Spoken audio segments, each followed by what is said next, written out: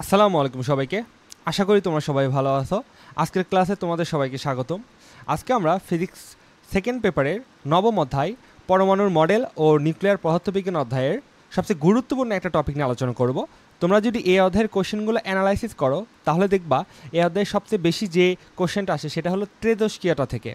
তো আজকে আমি তোমাদের তেজস্ক্রিয়তার বেসিক পড়াবো, তারপরে এই তেজস্ক্রিয়তা থেকে আমাদের বিগত যে বোর্ড কোশ্চেনগুলো আছে সেগুলো ইনশাল্লাহ সলভ করাবো। তো তোমরা যদি এই ক্লাসটা সম্পূর্ণ দেখো তাহলে ইনশাল্লাহ এই টাইপটা থেকে তোমাদের আর কোনো সমস্যা থাকবে না, এটা আমি 100% গ্যারান্টিতে বলতে পারি। তো তোমরা সম্পূর্ণ ক্লাসটি দেখো, তারপরে যদি কোনো সমস্যা থাকে তাহলে আমাকে কমেন্টে জানাতে পারো অথবা টেলিগ্রাম গ্রুপে জানাতে পারো। আর এই যে ক্লাসগুলো, এই ক্লাসগুলো সকল পিডিএফ কিন্তু আমি তোমাদের টেলিগ্রাম গ্রুপে দিয়ে দিই, তো তোমরা সেখানে কানেক্ট থাকতে পারো। তো চলো আজকে আমরা ক্লাসটা শুরু করি। ক্লাসটি শুরু করার পূর্বে আমি তোমাদের আমার একটা কোর্স সম্পর্কে বিস্তারিত বলি। কোর্সটি এইচএসসি ব্যাচের জন্য, মানে এইচএসসি 25, 26, 27 বা যে কোনো ব্যাচের জন্য হাইলি রিকমেন্ডেড একটা কোর্স। এই কোর্সটি কিন্তু ফুল সিলেবাসের উপর ভিত্তি করে। তো কোর্সটি কি কি? মিশন ইউনি, যেখানে তুমি ডিইউ এবং জেইউ পাবা। মিশন ইউনি 2.0, যেখানে আরইউ এবং সিইউ পাবা। এবং মিশন এগ্রি, যেখানে তুমি সকল কৃষি ভার্সিটি পাবা। তো কোর্সগুলো কিভাবে সাজানো আছে? এখানে তুমি বিগত 20+ বছরের অধ্যায়ভিত্তিক প্রশ্ন ব্যাংক সলভ পাবা। মানে ভাইয়া, ধরো ঢাকা ভার্সিটির ভেক্টর অধ্যায় থেকে বিগত 20+ বছরের যে কোশ্চেন গুলো আছে সেগুলো আমি তোমাকে সিকোয়েন্স আকারে সলভ করে দিব। প্রথমে 24 সালের কোশ্চেন, তারপর 23, 22, এইভাবে 2016 অব্দি যতগুলো কোশ্চেন আছে সবগুলো সলভ পাবা। এভাবে প্রত্যেকটা অধ্যায়ের পাবা, এবং নতুন যে কোশ্চেন গুলো আসবে পরবর্তীতে সেগুলো আমি এখানে অ্যাড করে দিব। তো উদাহরণস্বরূপ ধরো, এই সবগুলো ভার্সিটি মিলে ভেক্টর অধ্যায়ে 200টা কোশ্চেন আছে। তো তুমি যখন এই 200টা কোশ্চেন সলভ করবা, তখন কিন্তু তোমার ওই অধ্যায়ের উপরে প্রিপারেশন 80 থেকে 90% অলমোস্ট ডান হয়ে যাবে। ওকে, আচ্ছা। তো এই কোর্সগুলোতে আর কি কি পাবা তুমি? সাথে অধ্যায় ভিত্তিক এক্সাম থাকবে প্রত্যেকটা অধ্যায়ের জন্য, এবং হাতে ক্যালকুলেশন থাকবে। এটা খুবই ইম্পর্টেন্ট, কারণ তোমরা দেখা যায় অনেকেই হাতে ক্যালকুলেশনটাকে খুব একটা গুরুত্ব দাও না। একমাত্র চট্টগ্রাম ইউনিভার্সিটি ছাড়া কিন্তু সবগুলো ইউনিভার্সিটি কিন্তু তোমাকে হাতে ক্যালকুলেশন করতে হবে। তোমরা হাতে ক্যালকুলেশনের মাধ্যমে সলিউশন তোমরা এখানে পাবা, এবং সাথে যত রকমের শর্টকাট আছে, শর্ট টেকনিক আছে। তুমি অ্যাডমিশন মানে কিন্তু শুধুমাত্র কোশ্চেন সলভ করায় না, তুমি কত দ্রুত সলভ করবা, কত শর্টকাট টেকনিক এর মাধ্যমে সলভ করবা, এগুলোর উপর কিন্তু ডিপেন্ড করে। তো সবগুলো তোমরা কিন্তু এই কোর্সে পেয়ে যাবা। ঠিক আছে? তো পার্সোনাল গাইডলাইন পাবা, মানে আমার সাথে পড়াশোনা রিলেটেড যে কোনো ধরনের সমস্যা হলে আমার সাথে সরাসরি কথাবার্তা বলতে পারবা। আর এখানে সবগুলো কোর্সের জন্য আলাদা আলাদা মূল্য হলো 499 টাকা। তোমরা যদি যে কোনো 2টা কোর্স নাও তাহলে 799 টাকায় পেয়ে যাবা। আর 3টি কোর্স যদি নাও তাহলে 1199 টাকা পেয়ে যাবা। এটা সব সময়ের জন্য অফার থাকবে। তো আর দেরি না করে দ্রুত তোমরা এই কোর্সে ভর্তি হয়ে যাও।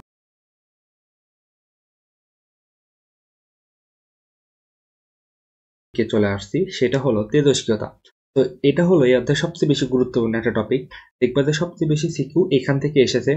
তো অঙ্কগুলো করার আগে তোমাদেরকে আমি এটা সম্পর্কে একটা বেসিক ধারণা দিব, যেন তোমরা এটা ভালো করে ফিল করতে পারো। এবং এখানে দেখবা খুব সুন্দর সুন্দর চিত্র আঁকানোর মাধ্যমে আমরা অঙ্কগুলো সলভ করতে পারি। ঠিক আছে? সর্বপ্রথম আমরা আগে বুঝবো যে তেজস্ক্রিয়তার ধারণা বা তেজস্ক্রিয়তা কি। রাইট? তেজস্ক্রিয় হলো, দেখো আমি যদি তোমাদেরকে একটু ভালো করে বোঝানোর চেষ্টা করি যে তেজস্ক্রিয়তা কি। আমি তোমাকে বললাম একটা অস্থিতিশীল অস্থিতিশীল মৌল, অস্থিতিশীল পরমাণু, যেটাই বলি না কেন, এই অস্থিতিশীল একটা পরমাণু থাকবে। এখন ভাইয়া অস্থিতিশীল কোনটা আর স্থিতিশীল কোনটা কিভাবে বুঝবো? আচ্ছা দেখো, একটা পরমাণু কখন অস্থিতিশীল হয় আর একটা পরমাণু কখন স্থিতিশীল হয়। একটা পরমাণু স্থিতিশীল নাকি অস্থিতিশীল হবে এটা ডিপেন্ড করে তার নিউক্লিয়াসের উপর। নিউক্লিয়াসটা যদি ভেঙে যায় তখন সেটা অস্থিতিশীল বা আনস্টেবল। আর যদি সেটা স্থিতিশীল হয় তাহলে সেটা নিউক্লিয়াসটা স্টেবল অবস্থায় থাকে। তাহলে তেজস্ক্রিয়তা মানে বোঝাবে যে কোনো একটা অস্থিতিশীল পরমাণু থেকে কিছু একটা বের হবে। বুঝছো? কিছু একটা বের হবে, সেই কিছুগুলোকে আমরা নাম বলবো কি? আলফা, বিটা, গামা, এইগুলো রে বের হবে। এইগুলো কি সেগুলো আমরা ডিটেলসে জানবো, আমি জাস্ট তোমাদের একটু ধারণা দিচ্ছি।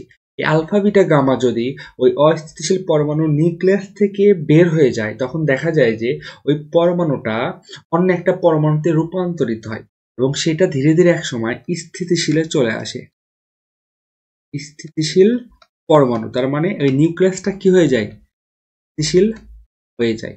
ঠিক আছে? এবং এই যে ঘটনাটা তোমাদের বললাম না, এই ঘটনাটা একটা কি স্বতঃস্ফূর্ত ঘটনা।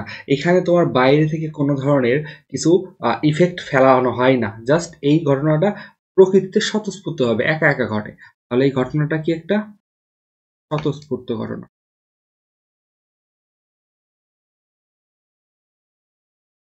এই ঘটনাটা স্বতঃস্ফূর্তভাবে ঘটে। আশা করি বুঝতে পারছো যে তেজস্ক্রিয়তা অ্যাকচুয়ালি কি, অস্থিতিশীল থেকে স্থিতিশীল হওয়া, এটাই বোঝাবে। ঠিক আছে, এবং এখান থেকে কিছু একটা বের হবে।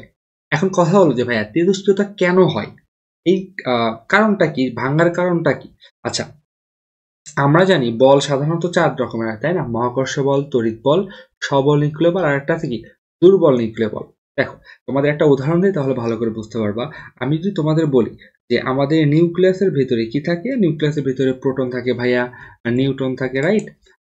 নিউক্লিয়াসের ভিতরে থাকে কি প্রোটন, নিউট্রন। সো আমি এই লাল কালিতে প্রোটন বোঝাচ্ছি, এই প্রোটন আছে। আবার নিউট্রনও থাকে নিউক্লিয়াসের ভিতরে, নিউট্রন থাকে। আচ্ছা, এখন কথা হলো যে ভাইয়া তেজস্ক্রিয়তা কি সকল মৌল দেখায়? না, সাধারণত 83 যাদের পারমাণবিক সংখ্যা 83 থেকে বেশি হয় তারাই দেখায়। কেন ভাইয়া, তারা কেন দেখায়? দেখো, আমরা জানি যে তড়িৎ বল যারা আছে তারা কি আকর্ষণ ধর্মী অথবা বিকর্ষণ ধর্মী, তাই না? আমি যদি তোমাদেরকে একটু ভালো করে বুঝাই, তড়িৎ বল এটা হলো আকর্ষণধর্মী অথবা বিকর্ষণধর্মী হয়, এবং এই বলটার যে পাল্লাটা সেটা হলো অসীম, মানে এটা কি একটা লং রেঞ্জ ফোর্স, মানে এরা কি অসীম দূরে থাকলেও কিন্তু এরা নিজেদের মধ্যে আকর্ষণ অথবা বিকর্ষণ করে। Long range force, right? আচ্ছা, তো এটা কি হয়, এটা শুধুমাত্র প্রোটন আর নিউক্লিয়াসের ভিতরে যে প্রোটন আছে না, প্রোটন আর প্রোটনের মধ্যে হবে। নিউট্রন তো আধান নিরপেক্ষ, সেটা তো আমরা জানি, তাদের মধ্যে হবে না। আচ্ছা, তাহলে এখানে দেখো তো কি হওয়ার কথা ছিল, প্রোটন আর প্রোটন একে অপরকে এই যে প্রোটনগুলো একে অপরকে বিকর্ষণগুলো নিউক্লিয়াসকে ভেঙে বাইরে যাওয়ার কথা ছিল, কিন্তু দেখা যাচ্ছে যে তারা নিউক্লিয়াসের মধ্যেই আবদ্ধ থাকতেছে। এটা কেন হয়? দেখো, তড়িৎ বল থাকে, বিপরীতে আমাদের আরেকটা বল থাকে, সেই বলটার নাম হলো সবল নিউক্লিয় বল। সবল নিউক্লিয় বল, এবং এই সবল নিউক্লিয় বলের পাল্লাটা হলো খুবই কম, এটাকে বলা হয় শর্ট রেঞ্জ ফোর্স, এবং এই ফোর্সটা পাল্লা হলো 10 টু দি পাওয়ার, কোনো বইয়ে 10 টু দি পাওয়ার -14 মিটার আছে, কোনো বইয়ে 10 টু দি পাওয়ার -15 মিটার আছে। আমি দুইটাই লিখে দিলাম, সাধারণত এত কম হয়। তাহলে আশা করি বুঝতে পারছো, তার মানে এই যে সবল নিউক্লিয় বলটা আছে এইখানে, তাহলে এই যে প্রোটন বিকর্ষণ হয়ে বাইরে যাওয়ার কথা ছিল, এদেরকে আটকে রাখতেছে কে? এই সবল নিউক্লিয় বলটা। কারণ কি, সবল নিউক্লিয় বল শুধুমাত্র আকর্ষণ বল, এদের কোনো বিকর্ষণ নাই, আকর্ষণ বল, শুধুমাত্র কি বল, আকর্ষণ বল। এবং এই আকর্ষণ বল কাদের মধ্যে ক্রিয়া করে? এই আকর্ষণ বলটা আমাদের প্রোটন এবং প্রোটনের সাথে ক্রিয়া করে, আবার প্রোটন আর নিউট্রনের সাথে ক্রিয়া করে, আবার নিউট্রন আর নিউট্রনের সাথে ক্রিয়া করে। তার মানে এই যে আকর্ষণ বলটা আছে, আকর্ষণ বল কে পজিটিভ, কে নেগেটিভ, কে আধা নিরপেক্ষ, ডাজেন্ট ফ্যাক্ট, তার কাছে এগুলো কোনো ফ্যাক্ট না, তারা শুধুমাত্র এই কণাগুলোর উপর ক্রিয়া করবে, রাইট? তাহলে আশা করি বুঝতে পারছো। আর তড়িৎ বল শুধুমাত্র কি প্রোটন আর প্রোটন এইটুকুর মধ্যে ক্রিয়া করবে। আশা করি এটা তোমরা বুঝতে পারছো। ওকে, তাহলে এইখানে এখন ঘটনা কি ঘটবে ভাইয়া? দেখো, পরমাণু সংখ্যা তো পারমাণবিক সংখ্যা যদি বাড়ে তাহলে তার প্রোটন সংখ্যা বাড়তেই থাকবে, ঠিক সেম ভাবে আমাদের কি নিউট্রন সংখ্যা বাড়তেই থাকবে। সো ধরো উদাহরণস্বরূপ প্রোটন সংখ্যা বাড়তেছে, অনেক অনেক বেশি বাড়তেছে, আবার সাথে সাথে নিউট্রন সংখ্যা বাড়তেছে। আমি তো এতগুলো আর এখানে আঁকাইতে পারবো না। তো দেখা যায় যে উদাহরণস্বরূপ আমি ধরে নিলাম এখানে অনেকগুলো প্রোটন আছে, জাস্ট ফর এক্সাম্পল আমি এটুকু ধরে নিলাম আর কি। তো এক সময় দেখা যাবে যে এটাকে আমি যদি একটু মডিফাই করে আঁকাই, দেখা যাবে যে এই যে প্রোটন আর প্রোটন ছিল না, আচ্ছা এক্স্যাক্টলি কি ঘটনা ঘটে, আমি ধরো প্রোটনটা এই পাশে এক পাশে রাখলাম, লাল কালি ইউজ করি, এই প্রোটনটা এই পাশে রাখলাম, আর গুলো একটু বিপরীত দিকে দিলাম, জাস্ট একটুতে আঁকানোর জন্য ভালো করে আর কি। আর নিউট্রন ছিল কয়টা? 4টা, আমি ধরলাম এইখানে এমন করে আর কি দেওয়া ছিল। ওকে, আমি বললাম যে এই যে 10 টু দি পাওয়ার -14 না, জাস্ট এই প্রোটনটাকে ফোকাস করো, এইটাকে ফোকাস করো, এইটার সাপেক্ষে 10 টু দি পাওয়ার 14 মিটার ধরলাম আমি, এইটুকু দূরত্ব জাস্ট ধরে নিলাম আমি।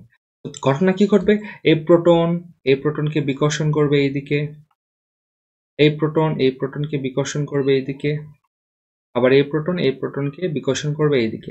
ফলে এই তিনজনের আমরা একটা কি লব্ধি বল পাবো। লব্ধি বল কোন দিকে? আমি ধরে নিলাম এইদিকে একটা লব্ধিবল প্রভাব, এই বড় চিহ্ন দ্বারা বোঝালে। তাহলে প্রোটনটা তো নিউক্লিয়াস ভেদ করে বাইরে যাওয়ার কথা ছিল, কিন্তু যাচ্ছে না কেন? ওই যে আমাদের একটা সবল নিউক্লিয় বল আছে যেটা আকর্ষণধর্মী, সেই আকর্ষণধর্মীটা কেমন হবে? এই 10⁻14 মিটারের মধ্যে যারা আছে তারা তাকে বিপরীত দিকে আকর্ষণ করে রাখবে, এই নিউটনটা তাকে এইদিকে আকর্ষণ করে রাখবে, এইগুলো এইদিকে আকর্ষণ করবে। এইদিকে প্রোটনও থাকতে পারে, আমি জাস্ট এক্সাম্পল দিচ্ছি তোমার। 10⁻14 মধ্যে যারা যারা আছে তারা তাকে আকর্ষণ করবে, এবং বিপরীত দিকে আমরা একটা কি পাবো? বিপরীত দিকে আমরা একটা লব্ধি বল পাবো এই আকর্ষণ করে। ফলে এই দুইটা দেখা যায় সমান হয়, সমান হওয়ার ফলে তখন আর নিউক্লিয়াস থেকে ওই প্রোটনটা বের হয় না। ঠিক আছে, আশা করি তোমরা বুঝতে পারছো যে কেন এই প্রোটনগুলো নিউক্লিয়াসের ভিতরে আবদ্ধ থাকে। বাট যখন দেখা গেছে যে একটা আনুমানিক মান, আমি তোমাদের বলি যে এই যে নাম্বার অফ, এই এনটা হলো নাম্বার অফ নিউট্রন সংখ্যা ভাগ নাম্বার অফ প্রোটন সংখ্যা, এই দুইটা রেশিও যদি 1.5 এর সমান অথবা কম হয়, তখন দেখা যায় যে আমাদের পরমাণুগুলো বা নিউক্লিয়াসগুলো স্টেবল থাকে, মানে স্থিতিশীল থাকে, স্থিতিশীল থাকে। আর যদি এটার মানটা নাম্বার অফ নিউট্রন ভাগ নাম্বার অফ প্রোটন, এই রেশিওর মানটা যদি 1.5 থেকে বেশি হয়, তখনই নিউক্লিয়াসটা কি হয়? অস্থিতিশীল হয়ে যায়, অস্থিতিশীল হয়ে যায়। ফলে কি ঘটবে? ফলে এই নিউক্লিয়াসটার ভাঙ্গন ঘটবে, এই প্রোটনটা ভেঙে গিয়ে দেখা যাবে যে, বা বাইরে গিয়ে দেখা যাবে আলফা রশ্মি, বিটা রশ্মি বা গামা রশ্মির মাধ্যমে বিভিন্নভাবে সেগুলো বের হয়ে তেজস্ক্রিয়তা শুরু হবে। আশা করি তোমরা বুঝতে পারছো যে এটা জাস্ট একটা আনুমানিক মান, বুঝছো? তোমরা যদি দেখো 83 থেকে যারা বেশি আছে তাদের নাম্বার অফ প্রোটন সংখ্যা আর নাম্বার অফ নিউট্রন সংখ্যা, প্রোটন আর নিউট্রন সংখ্যা কিভাবে বের করতে হয় আশা করি তোমরা ক্লাস 9-10 এটা পড়ছো। তো এই দুইটা যদি ভাগ করে দেখোতে দেখবে এরকম একটা কাছাকাছি মান আসে 1.5 এর। ঠিক আছে, তো এটা আর কি বলা হয়েছে।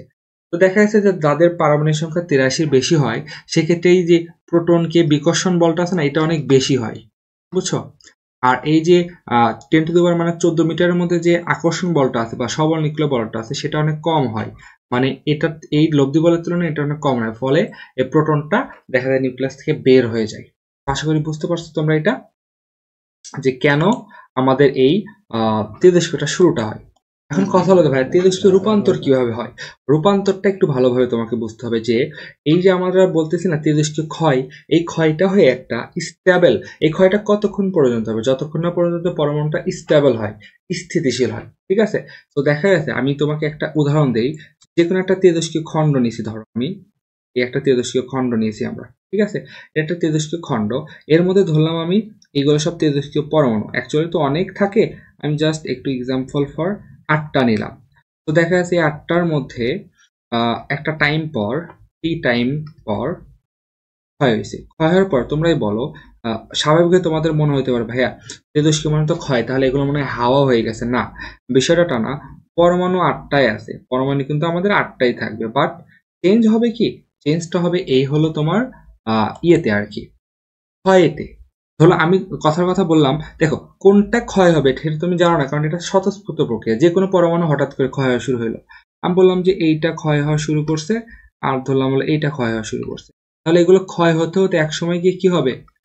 স্টেবল হয়ে যাবে, বাট সেই পরমাণুটা তখন অন্য পরমাণুতে হয়ে যাবে, মানে এ আর তখন ওই তেজস্ক্রিয় থাকবে না, এটা তখন একটা স্টেবল পরমাণু হয়ে গেছে। অন্য যে কোনো একটা পরমাণু হতে পারে, সেটা আমরা জানি না। ঠিক আছে, আবার এটাও সেম।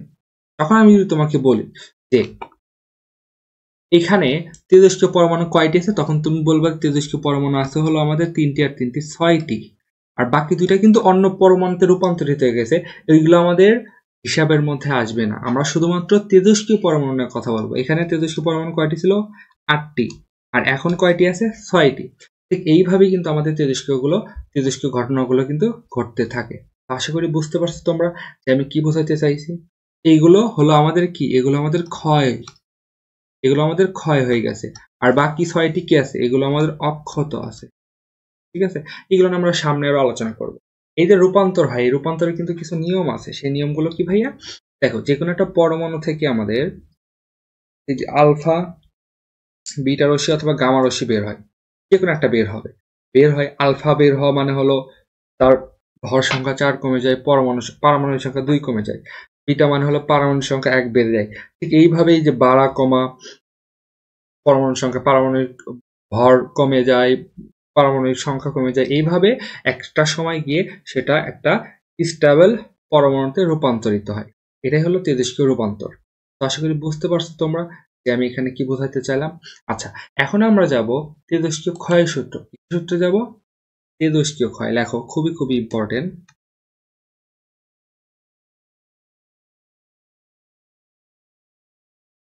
তেজস্ক্রিয় ক্ষয় সূত্র। তো এতক্ষণ যাবত আমরা আলোচনা করলাম তেজস্ক্রিয়তা কেন হয়, কিভাবে হয়, কারণটা কি। এখন আমরা দেখবো যে তেজস্ক্রিয়তার ফলে কি কি ঘটনা ঘটবে। ঠিক আছে, সর্বপ্রথম কি বলবো যে তেজস্ক্রিয়তা ক্ষয়সূত্র। ক্ষয়সূত্র এটাই বলছে যে কোনো তেজস্ক্রিয় নমুনা, কোনো তেজস্ক্রিয়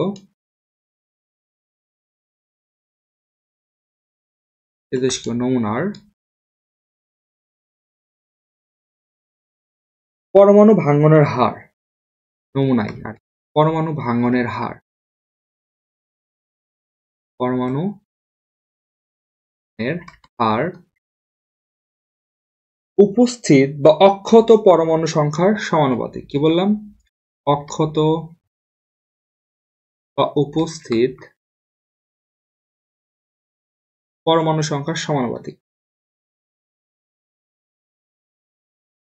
পরমাণু সংখ্যার সমানুপাতিক, এটাই হলো আমাদের সমানুপাতিক। এটা হলো আমাদের তেজস্ক্রিয় ক্ষয়সূত্র। এটা কিন্তু আমাদের ক নাম্বারে আসে। আচ্ছা, উপরে আমি 1 নাম্বার কেন লিখছি সেটা আমি বলতেছি। এখানে সাধারণত সূত্র একটাই, বাট ওই একটা সূত্রকে আমরা বিভিন্ন ফরম্যাটে লিখতে পারি। তো আমি চেষ্টা করব তোমাদেরকে ওই সূত্রগুলো একটা না লিখে বিভিন্ন ফরম্যাটে লেখা। এখন তোমাদের কাছে মনে হতে পারে ভাইয়া তাহলে এত বেশি সূত্র কেন শেখাচ্ছেন? কারণ আছে এখানে, বুঝছো? প্রশ্নের ধরন অনুযায়ী আমাদের এক একটা সূত্র কাজে লাগে। তো ওই পরীক্ষার হলে গিয়ে বেশি প্রেশার না নেওয়ার চেয়ে আমি তোমাদেরকে আলাদাভাবে একই সূত্র জাস্ট সুন্দর করে সাজায় দেবো, যেন তোমরা বুঝতে পারো যে প্রশ্ন কি চাইছে, তখন তুমি কোনটা ইউজ করো। তো আমি এখন 1 নাম্বারটা করাচ্ছি। তেজস্ক্রিয় ক্ষয়সূত্র এটা বলছে, তাহলে এই যে পরমাণু ভাঙ্গনের হার, এটা যে বলছে না, এই পরমাণু ভাঙ্গনের হার, হার মানে কি? সময় দ্বারা ভাগ। তো আমি এই পরমাণু ভাঙ্গনের হারটা ডিএন ভাগ ডিটি, মানে ডিএন ভাগ ডিটি মানে কি? ডিটি ডিটি সময়ে ডিএন সংখ্যক পরমাণু ভাঙছে, খুবই ক্ষুদ্র পরমাণু ভাঙ্গন আমি ধরলাম। এটাই সমানুপাতিক কার? উপস্থিত বা অক্ষত পরমাণু সংখ্যা, যেটার নাম আমি দিলাম ধরো এন। এই এনটা কি? উপস্থিত পরমাণু সংখ্যা। এবং যেহেতু ভাঙ্গন হচ্ছে মানে হ্রাস পাচ্ছে, তাই কি আসবে? মাইনাস আসবে। এটা হলো মেইন সূত্র। বাট আমরা যখন ম্যাথ করব, আচ্ছা তার আগে বলি সমানুপাতিক চিহ্ন তুলে দিলে কি আসবে? সমানুপাতিক চিহ্ন তুলে দিলে আমাদের আসবে হলো ডিএন ভাগ ডিটি সমান মাইনাস ল্যামডা এন। এই যে ল্যামডা আসলো, মাইনাস ল্যামডা বা ল্যামডা আসলে ল্যামডাটার সিগনিফিকেন্স অনেক অনেক বেশি, এটা আমাদের সব সময় দরকার হবে, দেখবা। এই ল্যামডাটার নাম হলো ক্ষয় ধ্রুবক। ক্ষয় ধ্রুবক, এটা নিয়ে আমরা অনেক বেশি আলোচনা করব, সমস্যা নাই, সামনে আমরা অনেক বেশি আলোচনা করব। ক্ষয় ধ্রুবকের একক কি, সবগুলো নিয়ে আলোচনা করব। ঠিক আছে, তো এটা গেল আমাদের মেইন সূত্র। কিন্তু আমরা যখন ম্যাথ করব তখন এই যেটা লিখবো ডিএন ভাগ ডিটি সমান ল্যামডা এন, এটা হলো যখন ম্যাথ করব। তো মাইনাস দেওয়ার দরকার নেই, কারণ আমরা জানি এটা হলো হ্রাসের সূত্র ম্যাথ করার সময়। ঠিক আছে, তো এই সূত্রটা 1 নম্বর সূত্রটা আমি আরেকটু আলোচনা করব। এখনো কিন্তু আমরা 1 নাম্বারেতে আছি। তো আমরা সূত্র কি পাইলাম? এই যে ডিএন ভাগ dt is equal to lambda N. এখন এই সূত্রের কার পরিচয় কি সেটা তোমাকে ভালো করে বুঝতে হবে। ঠিক আছে, এই যে বাম পাশে আছে না ডিএন ভাগ ডিটি, এই সম্পূর্ণটার নাম হলো, এটা লেখো, প্রতি সেকেন্ড হইতে পারে, প্রতি আওয়ার হইতে, আচ্ছা সেকেন্ডের আগে তো আবার মিনিট, সেকেন্ডের পরে মিনিট আসবে।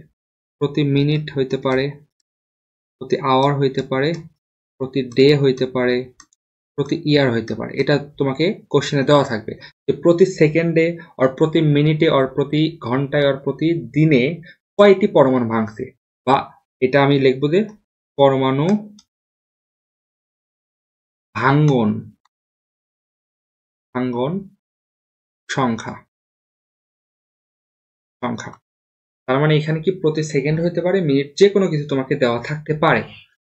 আর এন এর পরিচয় কি ছিল? এন এর পরিচয় ছিল অক্ষত পরমাণু সংখ্যা। অক্ষত পরমাণু সংখ্যা। তাহলে এখন এখান থেকে খুব সহজেই বোঝা যাচ্ছে যে ল্যামডার একক কি হবে। দেখো কিভাবে আমি বুঝতে পারতেছি, বাম পাশে আছে প্রতি সেকেন্ডে পরমাণু সংখ্যা। এই পরমাণু সংখ্যার এইটাকে, আচ্ছা আমি তার আগে তেজস্ক্রিয়তাতে করাইছি, তেজস্ক্রিয়তার এককটা একটু করায় দেই।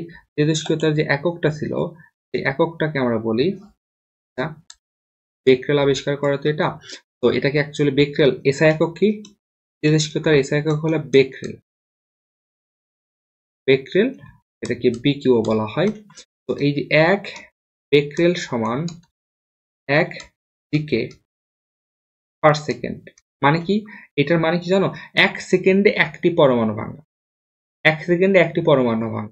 আর পরবর্তীতে এই যে মাদার কুরি আর পিয়েরে কুরি মিলে আরো অনেক তেজস্ক্রিয় পরমাণু আবিষ্কার করছে, 2টা ছিল আবিষ্কার করছে।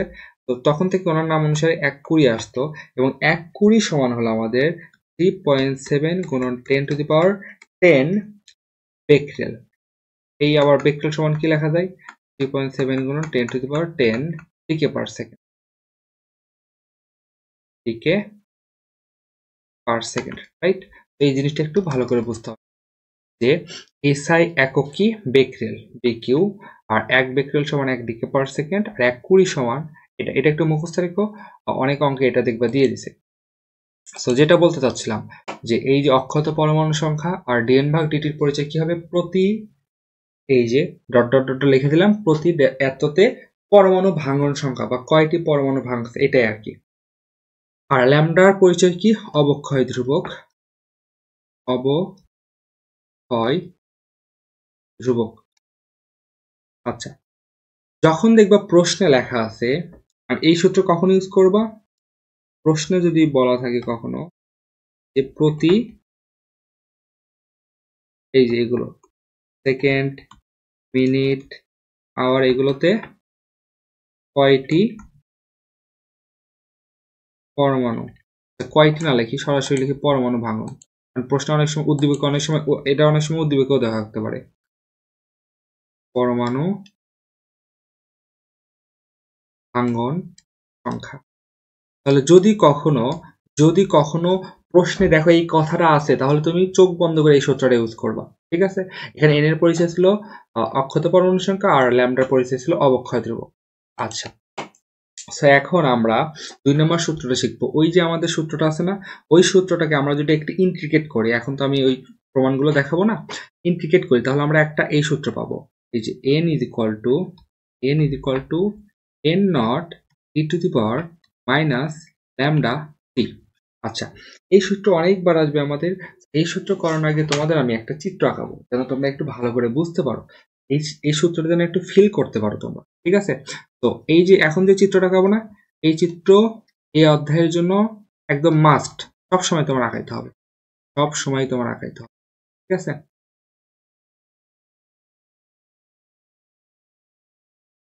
এই যে ঘটনাটা, এই ঘটনাটা আমি অ্যাকচুয়ালি কি বোঝাচ্ছি, যে প্রথমে ধরো যে কোনো তোমাকে একটা তেজস্ক্রিয় পরমাণু দেওয়া আছে, যার সংখ্যা হলো, আদি পরমাণু হলো n নট, ওকে।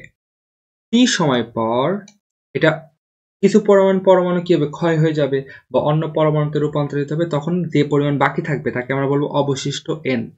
আচ্ছা, ঠিক আছে, আশা করি এটা বুঝতে পারছো। এরপরে এখান থেকে আরো ভাঙন হবে, তখন ধরো আরো অবশিষ্ট হয়েছিল, সেটাকে আমি n ড্যাশ নাম দিলাম। এরকম করে ভাঙতেই থাকবে আর অবশিষ্ট হতেই থাকবে। আচ্ছা, এখন এখানে এই যে n আছে আর n নট আছে, এখানে তো এই সূত্রে সবসময় দুইটা জিনিস থাকবে, n আর n নট, কোনটা কোন পরিচয় হবে। দেখো আমরা সবসময় এই যে আমি আঁকাইছি না, এই চিত্রের যে কোনো দুইটা বক্স নিবা, যে কোনো দুইটা বক্স নিবা, বুঝতে পারছো।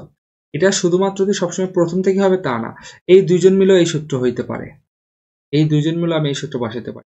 আমি যদি এইটা কল্পনা করি, তাহলে সেক্ষেত্রে আমার সূত্র হবে হলো অবশিষ্ট, এই দুইজনের মধ্যে অবশিষ্টকে এনটা, তাহলে এন সমান হবে আদিকে n not e to the power minus lambda t, okay. আবার এই দুইজন মিলে আমি যদি কল্পনা করি, তাহলে এই দুইজনের মধ্যে অবশিষ্টকে এন ড্যাশ আর আদিকে N e to the power minus lambda t. তার মানে আমি কখনোই এই যে এন আর এন নট এইগুলোতে কখনোই অবশিষ্ট আর আদি বুঝি না, বুঝছো। সাধারণত আমরা যে সূত্র লিখি, এই সূত্রের বাম পাশে যেটা থাকে সেটা হলো অবশিষ্ট, এইভাবে মনে রাখতে পারো, যেন কনফিউশন না হয় পরীক্ষাতে গিয়ে এন কোনটা আর এন নট কোনটা সেটা যেন কনফিউশন না হয়। আর এন নটটা কি হবে, আদি, e to the power minus lambda t. ঠিক আছে, তাহলে এটা বলে আমরা এই সূত্রটা অটোমেটিক্যালি মাথায় নিয়ে নেব যে বাম পাশে সবসময় হবে অবশিষ্ট আর ডান পাশে আদি e to the power minus lambda t. আচ্ছা, আর এটা যে কোনো দুইটা বক্সের জন্য হবে, মানে একটা পরমাণু ভাঙনের যে কোনো দুইটা বক্সের জন্য হবে। একটা পরমাণু ভাঙতেছে, এরপর তো আরো আসবে, রাইট? তো যে কোনো দুইটা বক্সের জন্য এই সূত্র আমার প্রযোজ্য হবে, এটা জাস্ট শুধু মাথায় রাখবা। আচ্ছা, এখন আমরা যে জিনিসটা অ্যাকচুয়ালি শিখবো সেটা কি, যে ভাইয়া তোমরা একটা জিনিস শিখছো না যে মোল সংখ্যা এন সমান কি ডাব্লু ভাগ এম, তারপর কি আসে এই যে এন ভাগ এন এ, তারপর আরো আসে ভি ভাগ 22.4, রসায়নে শিখছে এগুলো, তারপর ভি এস পিভি ভাগ আরটি, আরো আদার্স আসে। তো এইখানে অ্যাকচুয়ালি আমি তোমাদের কি বোঝাতে চাচ্ছি, এই সূত্রগুলোকে অনেকগুলো ফরম্যাটে লেখা যায়। দেখো এন সমান ডাব্লু ভাগ এম, আবার এখানে আমি এই ডাব্লু ভাগ এম, আবার এখানে কি আছে এন ভাগ এন এ, রাইট? তো ধরো আমি এই মোল সংখ্যা আর এই দুইটাকে নিলাম, নিলে পরে আমি কি লিখতে পারি বলতো? এই দুইটাকে আমি নিলে পরে লিখতে পারি যে মোল সংখ্যা আর এই দুইটাকে নিলে আমি এই যে বড় হাতের এন সমান কি লিখতে পারি এন এন এ, মানে পরমাণু সংখ্যা সমান মোল সংখ্যা গুণন অ্যাভোগাড্রো সংখ্যা। তাহলে এই যে এই বড় হাতের এন সমান আমি কি লিখতে পারি ছোট হাতের এন আর এন এ অ্যাভোগাড্রো সংখ্যা ইজ ইকুয়াল টু এই এন নট সমান আমি বলবো যে হলো এন নট মানে মোল সংখ্যা নট আদি মোল সংখ্যা, আর অ্যাভোগাড্রো সংখ্যা তো আর চেঞ্জ হবে না, সেটা এন এই থাকবে minus lambda t. N N A কাটা গেল, তাহলে আমরা আরেকটা সূত্র সরি এন এ আর এন এ কাটা গেল, তো আমরা এখান থেকে আরেকটা সূত্র বললাম, সেটা কি N is equal to N not e to the power minus lambda t. তার মানে এটা হলো পরমাণু সংখ্যা, রাইট? আর এটা কি মোল সংখ্যা। আমরা এই মোল সংখ্যা সমান আবার কি লিখতে পারি ডাব্লু ভাগ এম লিখতে পারি না? তাহলে ডাব্লু ভাগ M is equal to W naught ভাগ এম। কেন এম দুই জায়গা থেকে হলো ভাই, এম নট কেন হলো না? কারণ আমরা যে পরমাণু তেজস্ক্রিয় পরমাণু কাজ করতেছি সেটার পারমাণবিক সংখ্যা কি আর চেঞ্জ হয় না, এই জন্য এমন হয়। তো এখান থেকে দেখো তো এম আর এম কাটা গেলে কি আসে, এম আর এম কাটা গেলে আসবে হলো W, W is equal to W nought e to the power minus lambda t. এখন এটা গেল আমি সবগুলো সূত্র প্রমাণ লিখলাম। এখন এই সবগুলো সূত্র আমি যদি তোমাকে একবারে লিখে দেই যে কি কি পাইলাম আমরা, N is equal to N not e to the power minus lambda t, তারপরে W is equal to W nought e to the power minus lambda t, তারপরে N is equal to N not e to the power minus lambda t. কোনটা কখন use করব? অবশিষ্ট পরমাণু সংখ্যা। যখনই প্রশ্নে তোমাকে বলবে অবশিষ্ট পরমাণু সংখ্যা বের করো, তখনই তুমি চোখ বন্ধ করে এই সূত্র ইউজ করো। অবশিষ্ট পরমাণু সংখ্যা বের করতে গেলে এটা ইউজ করব।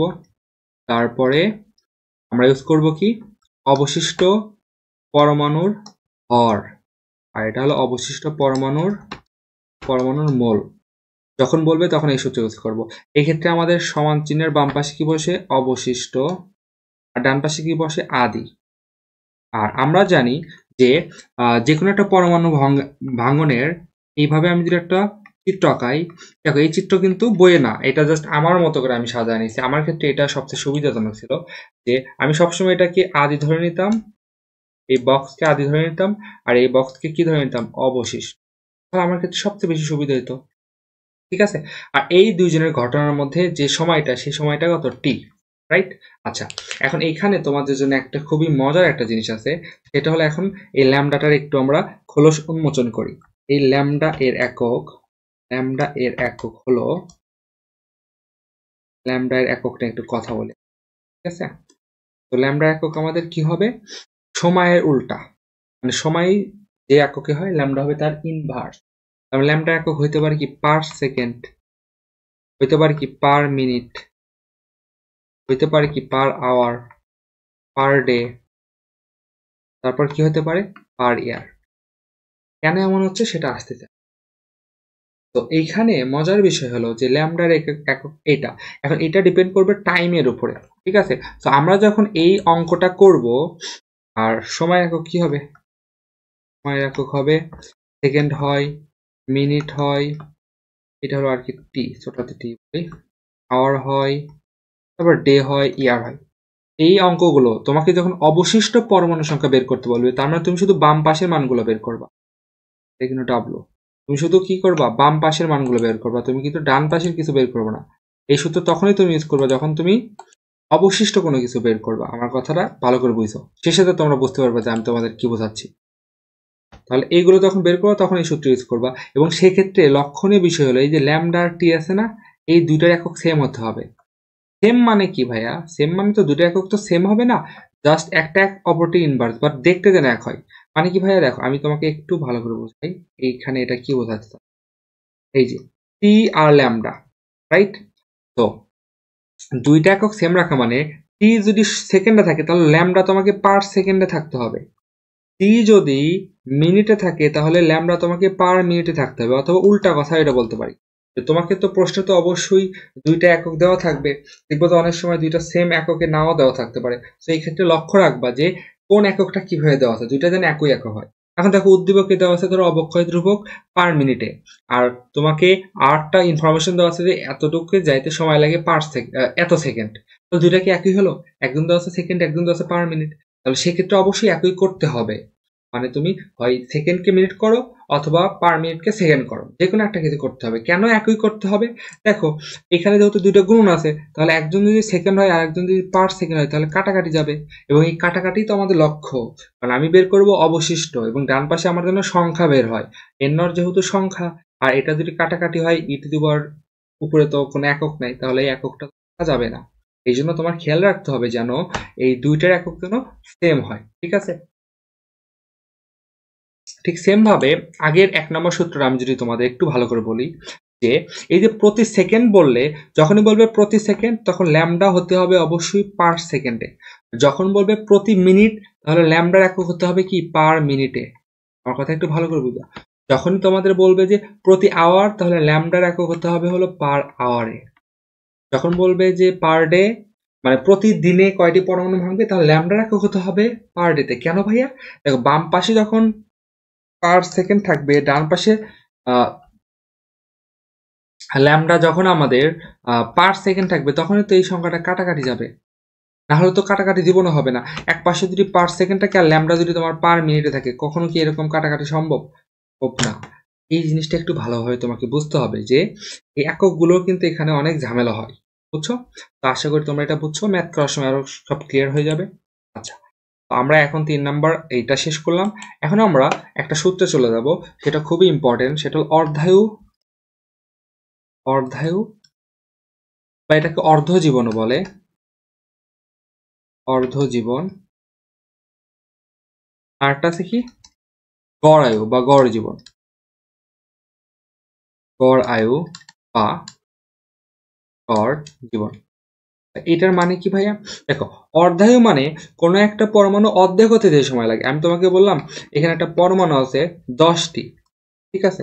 এটা অর্ধেক হতে, তার মানে কি অর্ধেক হয়ে যাওয়া মানে হলো ভেঙে গেছে অর্ধেক আর অবশিষ্ট আছে অর্ধেক, মানে 5টি হতে যে সময় লাগবে তাকে বলা হবে অর্ধায়ু।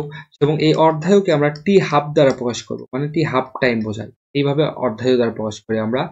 আর ইজ ইকুয়াল টু এটার যে সূত্রটা সেটা লন 2 ভাগ টি ল্যামডা, ঠিক আছে? লন 2 ভাগ ল্যামডা। আর গড় আয়ু যখন বলবে তখন আমরা কি বের করব? গড় আয়ুকে আমরা টাও দ্বারা প্রকাশ করি, এবং এই টাও সমান হবে 1 ভাগ ল্যামডা। তাহলে দেখো আমরা কিন্তু খুব সহজে চাইলে একটা থেকে আরেকটাতে স্থানান্তর হতে পারি। সেক্ষেত্রে আমি এইভাবে সাজাই জিনিসটা, দেখো টি হাফ মানে অর্ধায়ু, এটা হলো কি ল্যামডা, এটা আমি সেতু বন্ধন হিসাবে আর কি বুঝি, টাও। যদি তোমাকে ধরো কখনো টাও দেওয়া থাকে, তোমাকে যদি বলে টি হাফ বের করতে বা অর্ধায়ু বের করতে, তোমাকে আগে টাও থেকে ল্যামডাতে যাইতে হবে, তারপর ল্যামডা থেকে টি হাফে যেতে পারবে। তুমি ডাইরেক্ট এখানে যাইতে পারতেছো না। আবার ধরো উল্টা হবে, মানে এমন ভাবে এখানে লিখে দিতে তুমি দেখলে বুঝবা। ধরো তোমাকে ল্যামডা বের করতে বলো, তাহলে তুমি এখান থেকে ল্যামডাতে যেতে পারবে, এখান থেকে ল্যামডাতে যেতে পারবা। তোমাকে বললো যে টাও বের করতে, তাহলে তুমি এখান থেকে এখানে যাবা, তারপর এখান থেকে টাও, অথবা এখান থেকে টাও যেতে পারবা, বুঝছো? তো আশা করি তোমরা বুঝতে পারছো যে এখানে আমি কিভাবে জিনিসটা অ্যাকচুয়ালি বোঝাইতে চাইছি, ঠিক আছে? আচ্ছা, আর এই ক্ষেত্রে এককের কোনো ঝামেলা নাই।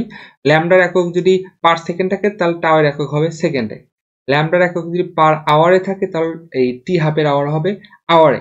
মোট কথা এখানে তোমার যে কোনো একটা তো বের করতে হবে, তাহলে এই এককটা ডিপেন্ড করবে আরেকজনের উপর যে আরেকজন কেমন আছে, ঠিক আছে? এগুলো ম্যাথ করার সময় আমরা আরো ভালো করে বুঝতে পারবো। আচ্ছা, তো আমাদের আর একটা সূত্র বাকি আছে, সেই সূত্রটা হলো দেখো এই যে আমাদের সূত্রটা আছে সেই সূত্রটা খুবই ইম্পর্টেন্ট। এখন যেটা লিখবো যে লেখো t is equal to ln N not ভাগ এন।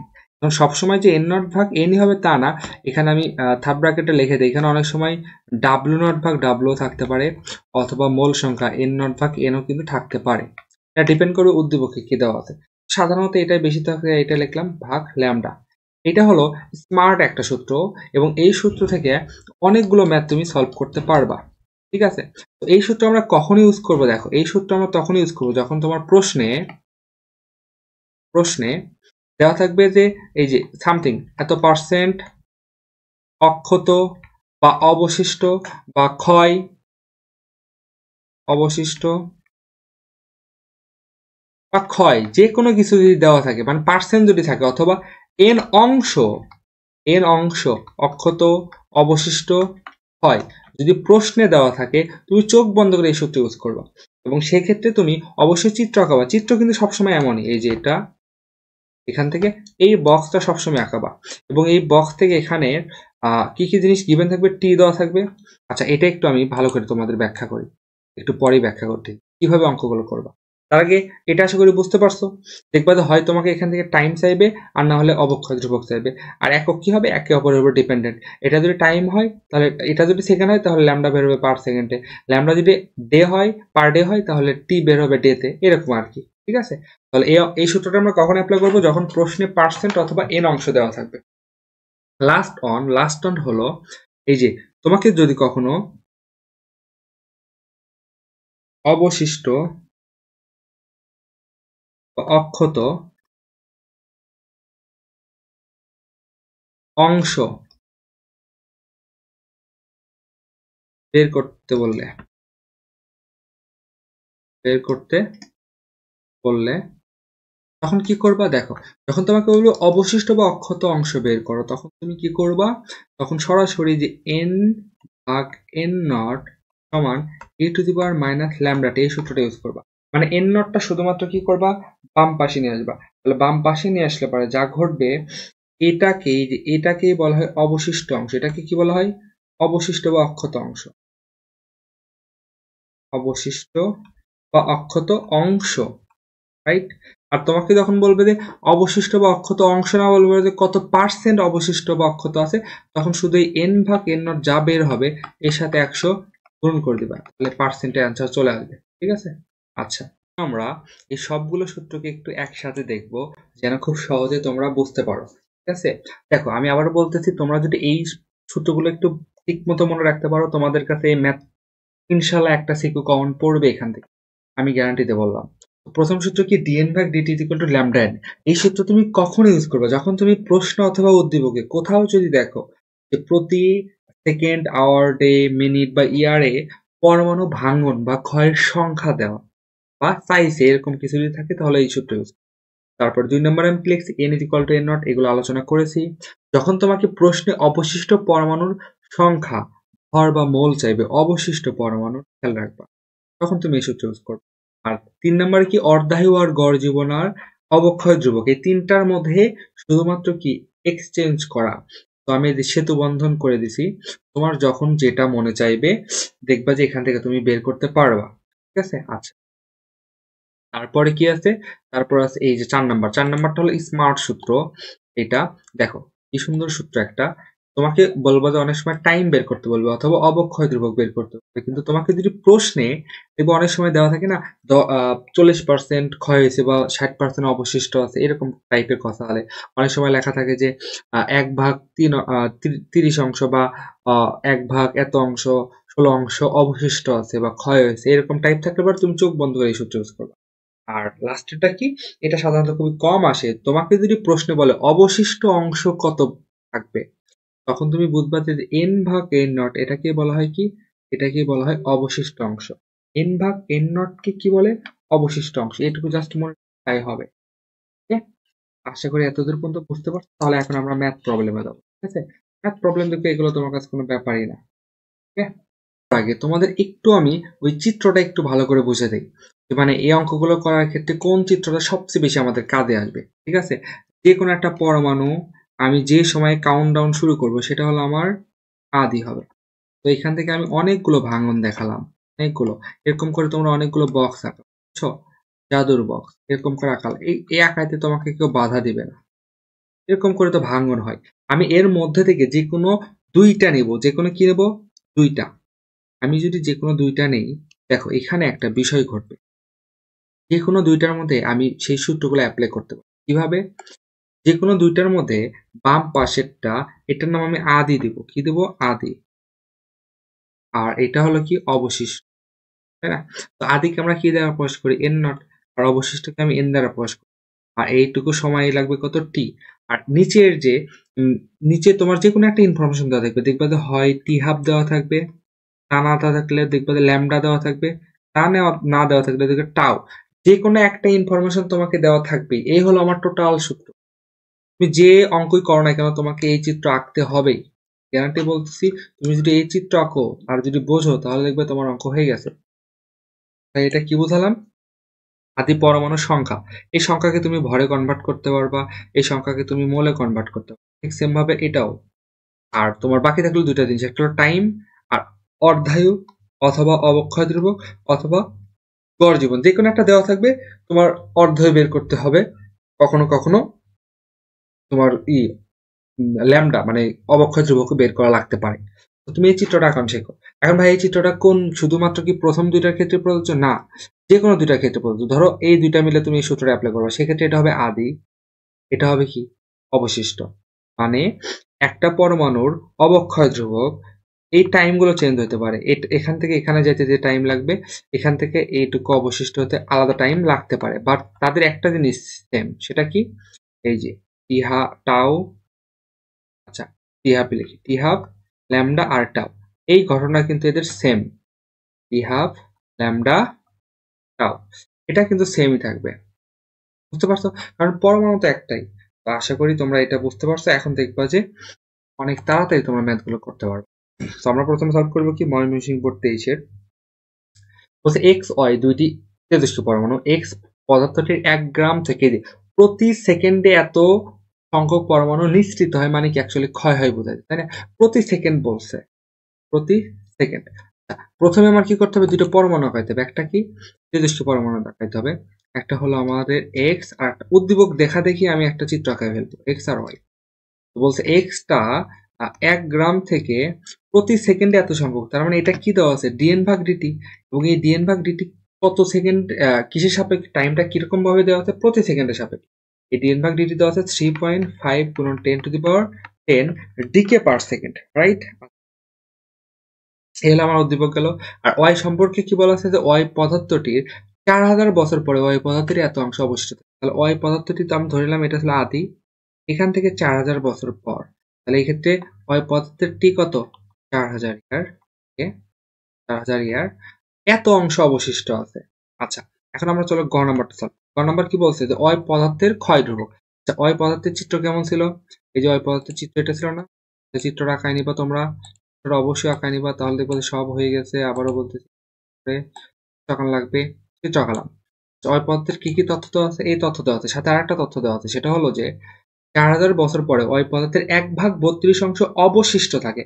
তাহলে প্রথমে কি কিছু দেওয়া আছে? আদি কি দেওয়া আছে? না, তুমি ডান পাশে লিখে নেবা। এই চিত্র আবার পরীক্ষায় আঁকাইতে চাও না, তুমি ডান পাশে লিখে নেবে, ধরে আদি পরমাণু সংখ্যা n নট, অবশিষ্ট কত হবে? n, এবং যেটার মানটা দেওয়া আছে যে ওই পদার্থের 1/32 অংশ অবশিষ্ট আছে, তাহলে অবশিষ্ট কার আছে? আদির। তাহলে আদি কত? n not. তাহলে n নটের 1/, কত হবে? n নটের 1/32, এটা তোমার গিভেন আছে, রাইট? এখন তোমাকে আমি বারবার বলছি যে অংশ যদি দেওয়া থাকে তাহলে তুমি কোন সূত্র চোখ বন্ধ করে ইউজ করবা? এই সূত্র, t is equal to ln N not ভাগ এন ভাগ ল্যামডা, এই সূত্র ইউজ করবা। এবং তোমাকে আমি বলছি এটাই করতে, তোমাকে এই সূত্র অ্যাপ্লাই করতে। এখন দেখো এখানে তোমার কি বের করতে বলছে? ল্যামডা। আর টি তো দেওয়া আছে 4000 বছর, তাহলে ল্যামডাটা এই পাশে পার করে নিয়ে যাও। ল্যামডা সমান কি হবে? লন এন নট ভাগ এন ভাগ কত হবে? টি। তাহলে এখন আমি যদি সূত্রটা অ্যাপ্লাই করি, এখানে lambda is equal to ln N not ভাগ এন এর মান কত? দেখো তো তুমি কি এখান থেকে কি খুব সহজেই লিখতে পারো না যে এন ভাগ এন নট যদি এই পাশে পার হয়ে আসে তাহলে কত হয়? 1/32, রাইট? 1/32। তাহলে তুমি এখানে কত লিখবা? 1/32। হ্যাঁ, এটা লেখার পরে দেখবা যে তোমাকে স্যার ভুল দিয়েছে। কারণ কি? কারণ তোমার ওইখানে আছে হলো n ভাগ n নট, আর আমাদের সূত্র ছিল n নট ভাগ n, রাইট? তো তুমি 1 ভাগ 32 রাখলে দেখবা তোমার অ্যান্সার নেগেটিভ আসছে, কারণ আমরা জানি লন 0 থেকে 1 এর মধ্যে যদি কোনো মান হয় তাহলে সেটা আসবে নেগেটিভ। যেহেতু লব উপরে ছিল 1, নিচে হর 32, তাহলে তো অবশ্যই নেগেটিভে আসতো। সেটা ফ্যাক্ট না, ফ্যাক্টটা হলো যে আমার ছিল n নট ভাগ n, কিন্তু আমি এখানে পাইছি n ভাগ n নট, তাহলে এটাকে উল্টাই দেবো। n নট ভাগ n সমান কত হবে? 32। তাহলে এখানে হলো 32 ভাগ টাইম লাগছে আমাদের কত? 4000 ইয়ার। তাহলে আমাদের টাইম যেহেতু 4000 বছরই ছিল, তাহলে ল্যামডার মানটা আমাদের, আচ্ছা আমি ক্যালকুলেশন করে নিই, আমাদের আসে কত? 8.664 গুণন 10⁻⁻4। যেহেতু এটা ইয়ারই ছিল, তো ল্যামডা আসবে ইয়ারই, কিন্তু শুধু এটা ইনভার্স হবে। ঠিক আছে, আশা করি বুঝতে পারছো। অংশ দেওয়া থাকলে আমরা এই সূত্র ইউজ করব। শেষ, চিত্রকাইছি শেষ। এখন ঘর নাম্বার কি বলছে? যে উদ্দীপকে কোন তেজস্ক্রিয় পদার্থ অধিকতর স্থায়ী? অধিকতর স্থায়ী মানে যার অর্ধেও বেশি, মানে যার, ধরো তুমি ধরো তোমার নিজের একটা উদাহরণ ধরো, তুমি বাঁচবা হলো 60 বছর, আর তোমার একটা বন্ধু বাঁচবে হলো 80 বছর। তাহলে তোমার বন্ধুর অর্ধেক জীবন কত? 40 বছর। আর তোমার অর্ধেক জীবন কত? 30 বছর। তাহলে কে অধিক বাঁচলো? তোমার বন্ধু, কারণ তার অর্ধায়ু বেশি, তাই না? তো তুমি এটা অর্ধায়ুর মাধ্যমে বের করতে পারো, গড় আয়ুর মাধ্যমে বের করতে পারো, তা যে কোনো একটা বের করলে হবে।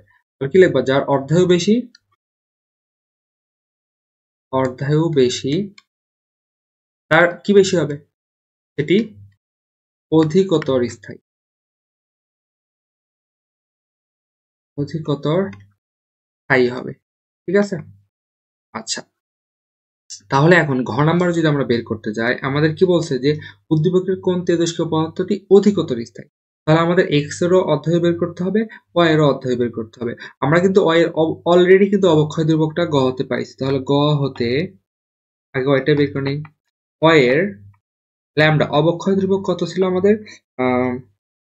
এখানে 8.664 গুণন 10⁻⁻4, 8.664 গুণন 10⁻⁻4 পার ইয়ার ছিল, রাইট? আচ্ছা, তাহলে এইটার আমরা টি হাফ, নাও না, টি হাফ বের করবো, বের করলে হবে, সমস্যা নেই।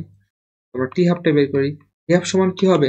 লন 2 ভাগ ল্যামডা, রাইট? তো আমরা যদি মানটা বসা দেই, আমাদের আসে হলো 800 ইয়ার, 800 ইয়ার, কারণ আমাদের ল্যামডা ছিল পার ইয়ারে, তাহলে টি হাফ কত আসবে? ইয়ারে। এটা আশা করি বুঝছো। এখন আমাদের বিষয় হলো যে আমরা তো ওয়াইটা তো খুব সহজে পেলাম, এক্সটা এখন কি করব? এক্স আমাদের কি দরকার দেখো তো। এক্স আমাদের দরকার হলো অর্ধায়ু। আচ্ছা, অর্ধায়ু যদি বের করতে যাই, আমরা কি সরাসরি অর্ধায়ু পাচ্ছি এখানে? না, আমরা এই যে সেতু বন্ধনের দিকে তাকাও, আমরা টাও থেকে অর্ধায়ুতে যেতে পারি, ল্যামডা থেকে অর্ধায়ুতে যেতে পারি। এখন দেখো এক্স পদার্থের কি দেওয়া ছিল? 1 গ্রাম থেকে প্রতি সেকেন্ডে এত, তাহলে যে ডিএন ভাগ ডিটি দেওয়া ছিল, রাইট? তো এটা এক্স নিয়ে আমরা কাজ করব। তোমাদের তো বলছি যে প্রতি সেকেন্ড থাকলে তুমি চোখ বন্ধ করে ডিএন ভাগ ডিটি লিখবা। এটা সমান কি আসবে? Lambda N.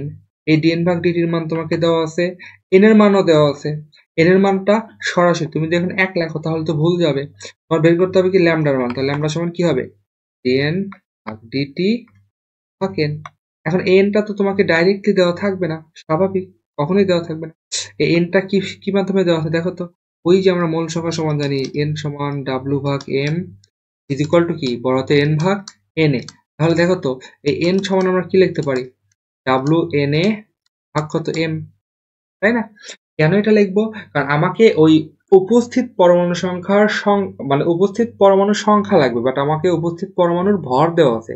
তো ভর তোমার দরকার নেই ভাইয়া, আমি ভর থেকে কিসে কনভার্ট করব? এই যে পরমাণুতে কনভার্ট করবো। তাহলে পরমাণু সংখ্যা সমান ডাব্লিউ এন এ ভাগ এম। এটা যদি বসায় দেই, এটা আমাদের এখন এখানে বসায় দিতে হবে। বসায় দিলে দেখো তো এটার মান তুমি এক্সট্রা ভাবে বের করে নিতে পারো। ডাব্লিউ মান কত ছিল? 1 গ্রাম গুণন এন এর মান কত? অ্যাভোগাড্রোর সংখ্যা, তোমরা মানটা বসায় নিও। আর এম এর মান কত দেওয়া আছে দেখো? 226 গ্রাম। এক্স এর পারমাণবিক ভর 226 গ্রাম। আচ্ছা, এখন এই মানটা আমরা যদি বসায় দেই তাহলে আমাদের কত আসবে? আচ্ছা, আমরা একদম বসায় দিচ্ছি। ল্যামডার মান যদি আমরা এখানে, ডিএন ভাগ ডিটি মান কত ছিল? 3.5 গুণন 10⁻10 ভাগ এই যে আমাদের যে এইটা ছিল বড়তের এন এর মানটা ছিল, সেই এন এর মানটা এখানে বসায় দিলাম। ক্যালকুলেট করি। তো এক্স বের হবে হলো আমাদের, আচ্ছা, 1.3 গুণন 10 to the power -11, রাইট? এবং এটার একক কি হবে সেটা হলো এখন বিষয়। একক হবে কিন্তু পার সেকেন্ড। কেন? কারণ আমাকে প্রশ্নে দেওয়া ছিল প্রতি প্রতি কি দেওয়া ছিল প্রতি সেকেন্ডে। তাহলে ওইখানে যদি প্রতি সেকেন্ড থাকে তাহলে ল্যামডার একক কি হবে? পার সেকেন্ড, রাইট? তো ল্যামডা যদি পার সেকেন্ড হয়, এখন আমরা এখান থেকে কি বের করবো? টি হাফ, অর্ধয় বের করবো। টি হাফ সমান কি হবে? ln 2 ভাগ ল্যামডা এক্স। তাহলে আমরা ক্যালকুলেশন করলে কি পেয়ে যাব? আমরা ক্যালকুলেশন করলে পেয়ে যাবো 5.278 গুণন 10 সেকেন্ড পাবো, যেহেতু ল্যামডা ছিল পার সেকেন্ডে। এখন তুমি যদি সেকেন্ডের সাথে আমাদের আগে বের হয়েছিল 800 ইয়ার তার তুলনা করো, তাহলে তো জীবনে অ্যান্সার মিলবে না, তুমি জীবনেও তো মিলাতে পারবে না। তাহলে অবশ্যই হয় সেকেন্ডকে ইয়ারে নিতে হবে অথবা ইয়ারকে সেকেন্ডে নিতে হবে, যে কোনো একটা অবশ্যই তোমাকে করতে হবে। আমরা যদি সেকেন্ডকে ইয়ারে নিয়ে আসি, মানে 365 গুণন একদিন ওই 86,400, এটা যদি ভাগ করে দেয় তাহলে আমার আনসার কত আসবে? 1673 ইয়ার, তাই না? তাহলে এখান থেকে বোঝা যাচ্ছে যে অয় পরমাণুর কি বেশি হবে? অর্ধেক বেশি, তাহলে অয় পরমাণু বেশি স্থায়ী থাকবে। আশা করি এটা বুঝতে পারছো। আর আশা ভর্তি এসে প্রবলেমটা সলভ করবো। এখানে বলছে 1 খণ্ড রেডিয়ামের ভর, তার মানে তোমাকে 1 খণ্ড রেডিয়াম দেওয়া আছে, যার ভর কত? 5 গ্রাম। তো বলছে 5 গ্রামের মধ্য থেকে 1 গ্রাম মানে উপস্থিত 1 গ্রাম থেকে রেডিয়ামের পারমাণবিক ভর 266 দেওয়া আছে, আর পারমাণবিক সংখ্যা 88। প্রতি সেকেন্ডে এতটি পরমাণু ভেঙে যায়, তার মানে তোমাকে কি দেওয়া আছে? ডিএন ভাগ ডিটি। প্রতি সেকেন্ডে এতটি পরমাণু ভেঙে যাওয়ার কথা আছে, রাইট? তাহলে ডিএন ভাগ ডিটি গিভেন দেওয়া আছে। এবং বলছে একদল শিক্ষার্থী বললো এই 5 গ্রাম থেকে 600 বছরে, টি এর মান 600 বছর পরে এর 2 গ্রাম অবশিষ্ট আছে। এটা হলো একদল শিক্ষার্থী এটা দাবি করলো, রাইট? এখন গ নাম্বার বলছে রেডিয়ামের অর্ধয় বের করো। অর্ধয় মানে কি? এখন টি হাফ যদি বের করতে চাও তাহলে দেখো তো টি হাফ কি এখানে বের করার কোনো সরাসরি উপায় আছে? না, তোমাকে ডিএন ভাগ ডিটি গিভেন আছে, তাহলে ডিএন ভাগ ডিটি সমান তুমি কি লিখতে পারো? Lambda N, right? লিখতেই পারো এটা। তুমি বের করবে আগে ল্যামডা, তারপরে ল্যামডা থেকে টি হাফে যাবা, কারণ আমরা ওই যে সেতু বন্ধনটা জানি। টি হাফ থেকে তুমি ল্যামডা দিতে যেতে পারো, ল্যামডা থেকে তুমি মানে এগুলোর মধ্যে ঘোরপাক খাইতে পারো। যেহেতু টি হাফ বের করতে হবে এবং এটা ডাইরেক্ট বের করতে পারতেছি না, কারণ আমার ল্যামডাও দেওয়া নাই, টাও দেওয়া নাই, তখন আগে আমার ল্যামডাটা বের করতে হবে। তাহলে ল্যামডা সমান কি আসলো? ডিএন ভাগ ডিটি সমান এন। এখন দেখো তো উপস্থিত পরমাণু বা অক্ষত পরমাণুর সংখ্যা কি তোমাকে দেওয়া আছে? না, তোমাকে ভর দেওয়া আছে, সেটা কত? 1 গ্রাম। তাহলে ওই যে এন সমান ডাব্লু ভাগ এম ইকুয়াল টু এন ভাগ এন এ, এখান থেকে খুব সহজে আমি এন সমান কি লিখতে পারি? ডাব্লু এন এ ভাগ কত? এম। তাহলে এখানে আমি সেটাই বসাবো, ডিএন ভাগ ডিটি এই মানটা বসালাম, ভাগ এখানে আমি কি বসাবো? ডাব্লু এন এ ভাগ কত? এম। এই মানগুলো তুমি আলাদাভাবে বসায় নিতে পারো অথবা এখানে ডাইরেক্ট বসাতে পারো। তাহলে চলো ডাইরেক্ট এখন যদি মানটা বসাই কত আসবে?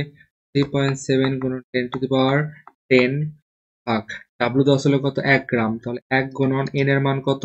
এন এর মান হলো 6.02 10⁻23। আচ্ছা, ভাগ কত ছিল? এম। এই এমটা উপরে চলে যাবে, এমটা উপরে চলে গেলে কত হবে? আণবিক ভর কত আছে? 263, রাইট? তাহলে আমরা যদি ক্যালকুলেশন করি আমাদের অ্যান্সার কত আসবে? আসবে হলো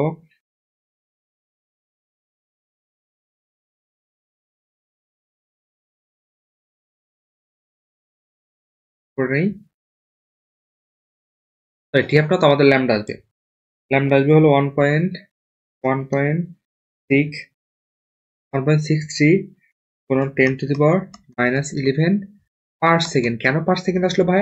কারণ আমার এখানে বলছে প্রতি সেকেন্ডে, তাহলে আমার ল্যামডা আসবে সেকেন্ডে, মানে পার সেকেন্ড আসছে আর কি। তো ল্যামডাই তো আমাদের শেষ না, আমাদের টি হাফ বের করতে হবে। টি হাফ সমান কি আসবে? ln 2 ভাগ ল্যামডা। ln 2 ভাগ ল্যামডা করলে আমাদের অ্যান্সার কত আসে? 4.24 10⁻10 সেকেন্ড। এটা হলো আমাদের অ্যান্সার, ঠিক আছে? কোশ্চেন তো এটাই চলে আসে আমাদের।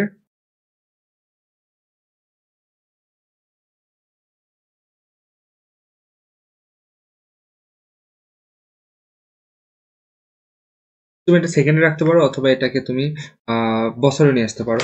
যদি বছরে নিয়ে আসো তাহলে তোমার 365 গুণন 8365 দ্বারা ভাগ করতে হবে, মানে এত ভাগ 10 ভাগ বছরে যখন নিয়ে আসবো তাহলে 165 এক বছর অর্থাৎ 65 গুণন একদিন সমান 86,400 সেকেন্ড ইয়ার। কত আসে আমাদের 1344.5, রাইট? এটা হলো আমাদের গণনা। গণনা বলছে শিক্ষার্থীর বক্তব্য সঠিক ছিল কিনা।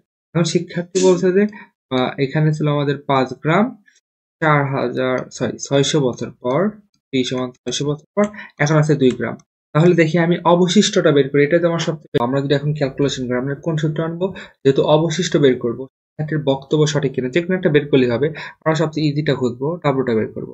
ডাব্লু সমান কি হবে? W nought e to the power minus lambda t, right? W not কত? 5 গ্রাম। বলুন ই টু দি পাওয়ার মাইনাস ল্যামডাকে আমি কি লিখতে পারি? লন 2, তুমি যে কোনো ভাবে ল্যামডাকে নিয়ে আসতে পারো, ভাগ কত হবে? লন 2 ভাগ টি হাফ, রাইট? গুণন টি। তো 5 গুণ e to the power minus 690 ভাগ টি হাফটা অধ্যায় আমরা কত বের করছিলাম? 1344.5, 1344.5। টিটা কত ছিল? 600। দেখো আমার এখানে কোনো ঝামেলা নেই, কারণ আমার এখানে এই যে টিটা ছিল না, ল্যামডাটা ছিল, এটা ছিল পার ইয়ারে, কারণ আমি এখানে হাফ অর্ধই বসেছি ইয়ারে। তো এই ইয়ার আর এই ইয়ার কিন্তু কাটা যায়, তাই কোনো ঝামেলা হয়নি। আর অন্য কোনো একক দিলে কিন্তু ঝামেলাটা হয়ে যেত। তাহলে এখানে আমাদের আসে কত? 3.66 গ্রাম। তাহলে এখানে আসতে 3.66 গ্রাম, আর শিক্ষার্থী বললো 2 গ্রাম। শিক্ষার্থীর বক্তব্য সঠিক? সঠিক নয়। সঠিক। তোমরা হয়তোবা অনেকেই এই কাজটা করতে পারো।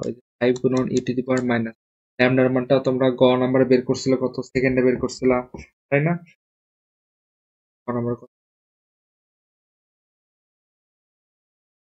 1.63 গুণন 10 টু দি পাওয়ার মাইনাস 11। এখানে তোমরা 1.63 গুণন 10 টু দি পাওয়ার মাইনাস 11 বসা দিতে পারো, গুণন আবার 600 বসা দিতে পারো। জীবনও হবে না, কারণ এটা আছে কি, এটা আসলে পার সেকেন্ডে, তার সাথে ইয়ার গুণন করতে হবে, হবে না। তো এটা কিন্তু ভুল, এইভাবে কিন্তু করা যাবে না। অবশ্যই তোমাকে একক সেম রাখতে হবে। খুবই সুন্দর একটা প্রবলেম এটা। বলছে 2010 সালে 10 গ্রাম ভরের 2টি তেজস্ক্রিয় পদার্থ ছিল, যার একটির গড় আয়ু এত, এবং 2020 সালে অন্যটির 8 গ্রাম অবশিষ্ট আছে। তাহলে ওই যে বলছি তোমাদের একটা চিত্র আঁকাইতে হবে। কয় ধরনের পদার্থ ছিল? 2 ধরনের। দুই ধরনের তেজস্ক্রিয় পদার্থ ছিল। আমি নর্মাল একটা আঁকা নিলাম, ধর আমার মতো আঁকা নিলাম, এগুলো সব রাফ খাতে। দুইটারই ভর কত ছিল? 10 গ্রাম। 10 গ্রাম, ওকে, ঠিক আছে। যার একটির গড় আয়ু, তার মানে একটা টাও দেওয়া ছিল, সেটা ছিল 12.5 ইয়ার, এবং অন্যটি 2020 সালে, 2020 সাল মানে হলো এখান থেকে ধরলাম এটি করে 2020 সাল। এটা কত সাল? 2010 সাল। এটা হলো কত? 2020 সাল। তার মানে বলো তো টাইম কত লাগছে? 10 ইয়ার। তো 2020 সালে অন্যটির 8 গ্রাম, তার মানে অবশিষ্ট আছে কত? 8 গ্রাম। 8 গ্রাম কিন্তু অবশিষ্ট আছে। এটা হলো আমাদের উদ্দীপক। এনাফ। তো এখন গ নাম্বার আমাদের কি বলছে? দেখো গ নাম্বার বলছে প্রথম পদার্থটির অধ্যায় কত, তাও দেওয়া আছে, তাই না? তাহলে আমরা জানি অধ্যায় হলো সেতু বন্ধন, টাকা বা ল্যামডা, আর হলো কি টাও। তাহলে বলো তো টাও থেকে ডাইরেক্ট কি টি হাফে যাওয়া যায়? না, টাও থেকে আগে যাইতে হবে কিসে? ল্যামডাতে, মানে হলো আমাদের অবক্ষয় ধ্রুবকে, তারপরে ওখান থেকে যাবে টাও টি হাফে। তাহলে ল্যামডা সমান কি হবে? 1 ভাগ টাও, রাইট? 1 ভাগ 12.5 ইয়ার। তাহলে ল্যামডা সমান কত আসতেছে আমাদের? 0.08 পার ইয়ার। ওকে, ফাইন। তো তারপরে আমি এখান থেকে কি লিখতে পারবো? যে টি হাফ সমান লন 2 ভাগ ল্যামডা। আমাদের মানটা বসা দেই, আমার অ্যান্সার আসে 8.663 ইয়ার, কারণ আমার ল্যামডাটা কি হয়েছিল? পার ইয়ারে। ওটা বলছে 2030 সালে উভয় পদার্থ সম পরিমাণে অবশিষ্ট থাকবে কিনা। কি চাইছে? অবশিষ্ট। তোমাকে বলেনি যে কয়টি ক্ষয় হবে, বুঝছো? ওইরকম প্রবলেম আমি আর দেখাবো যে ক্ষয় আর অবশিষ্ট মধ্যে পার্থক্য। তোমরা তো আশা করি বুঝবাই যে যে কোনো আদি পরমাণু সংখ্যা সমান ক্ষয় প্লাস অবশিষ্ট। আচ্ছা ঠিক আছে, এখন এটা করে আগে। তো তার আগে আমরা চিত্র আঁকায় নিব। 2 ধরনের পদার্থ ছিল, একটা দুইটাই কি ছিল? 10 গ্রাম, আর কি ছিল? 10 গ্রাম, রাইট? তো এই দুইটা 10 গ্রাম, একটা টাও দেওয়া ছিল কত? 12.5 ইয়ার, আর আরেকটা কত দেওয়া ছিল? 2020 সালে 8 গ্রাম অবশিষ্ট রয়ে গেছে। আচ্ছা, এটা কত? 2020 সাল। এখন তোমাকে চাইছে কত? 2030 সাল। তাহলে দুইটারই 2030 সালে অবশিষ্ট সমপরিমাণ অবশিষ্ট থাকবে কিনা। তাহলে এইখান থেকে আবার কত যাব আমরা 2030 সালে যাব, 2030 সালে কিছু একটা পাবো। আর এটা তো 2020 সাল বলতে কিছু না, এটাকে আমি ডাইরেক্ট 2030 সালে 2030 সালে গেল। তাহলে প্রথম পদার্থের ক্ষেত্রে আমি নাম দিলাম প্রথম ধর্ম। এটার ক্ষেত্রে আমরা অবশিষ্ট চাইছে, তাই না? অবশিষ্ট মানে কোন সূত্র বাবা? অবশিষ্ট মানে হলো যে ডাব্লু, যেহেতু এটা ভর তাহলে W is equal to W nought e to the power minus lambda t, right? আচ্ছা, এখানে প্রথমটার ক্ষেত্রে ডাব্লু নট কত ছিল? 10 গ্রাম, তাহলে 10 গুণন ই টু দি পাওয়ার মাইনাস, দেখো তো ল্যামডা কি দেওয়া আছে? দেওয়া নেই, ল্যামডা কিন্তু আমাদের দেওয়া নেই। তাহলে গ নাম্বার আমরা কি বের করলাম? ল্যামডাই তো বের করলাম। তাহলে সেই ল্যামডার মানটা আমরা বসাই দেবো এখানে। ল্যামডার মানটা আমাদের কত বের হয়েছিল? যে 0.08, এই যে এখানে বের হয়ে গেছিল। যদি ধরো গ নাম্বার নাও থাকতো, আমাদের টাও দেওয়া ছিল, আমরা এখান থেকে খুব সহজেই ল্যামডা আর টি হাফে স্থানান্তর করতে পারি, মানে আর কি একে অপরের মান বের করতে পারি। তাহলে এখান থেকে ল্যামডার মান কত? 0.8, যেহেতু পার ইয়ার আছে এবং টি এর মানটা কত হবে দেখো তো, এটা ছিল 2010 আর আমরা যাবো কোথায়? 2030-এ, তাহলে কত? 20 ইয়ার। ইয়ার আর পার ইয়ার কাটাকাটি যাবে, খুবই ভালোভাবে এই হিসাবটা করতে হবে। যদি আমার ল্যামডাটা ইয়ারে না থেকে মিনিট, ডে বা সেকেন্ডে থাকতো তাহলে কিন্তু আমি সরাসরি মানটা বসাতে পারতাম। তাহলে দেখো ক্যালকুলেশন করলে আমাদের কত আসে? 4.493 গ্রাম। এটা গেল প্রথম। এখন দ্বিতীয় পদার্থের ক্ষেত্রে দেখো, তোমাদের আমি কি বলছিলাম, যে কোনো একটা কিছুর সূত্র বের করতে গেলে তোমার দুইটা জিনিস দরকার। একটা কি?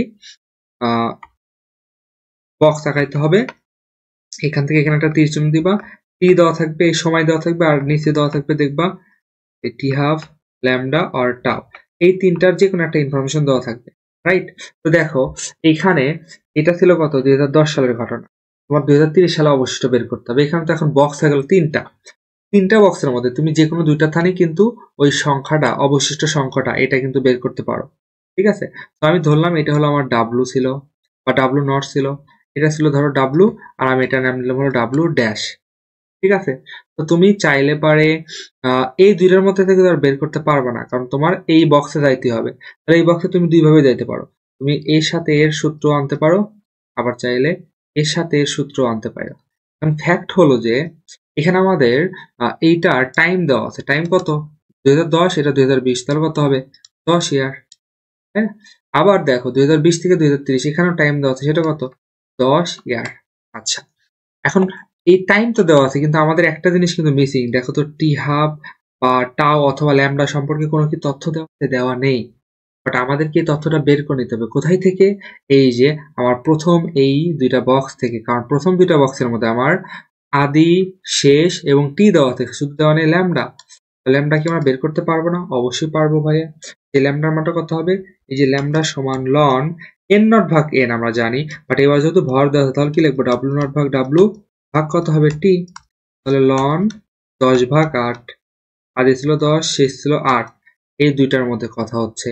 আর ভাগ টি কত ছিল? 10 ইয়ার লাগছে। তাহলে এখান থেকে আমরা ল্যামডার মান কত পাইলাম? 0.223 পার ইয়ার। এখানে আমাদের কি শেষ না, যেহেতু একই পরমাণু, তাহলে এখানে যে ল্যামডা আসবে এখানেও সেম ল্যামডাই আসবে। এখন দেখো আমাদের 2030 সালে অবশিষ্ট বের করতে হবে। কি বলছিলাম? অবশিষ্ট আমরা এখানে দুইভাবে বের করতে পারবো। তো আমি দুইভাবে দেখাবো তোমাদের, সমস্যা নাই। দুইভাবে দেখো, একটা কি? একটা হলো এই দুইটার মধ্যে ডাব্লু নট আর ডাব্লু ড্যাশ, আর একটা হলো ডাব্লু আর ডাব্লু ড্যাশ। দুইটার মধ্যে আমি এটা দেখো বের করা সম্ভব।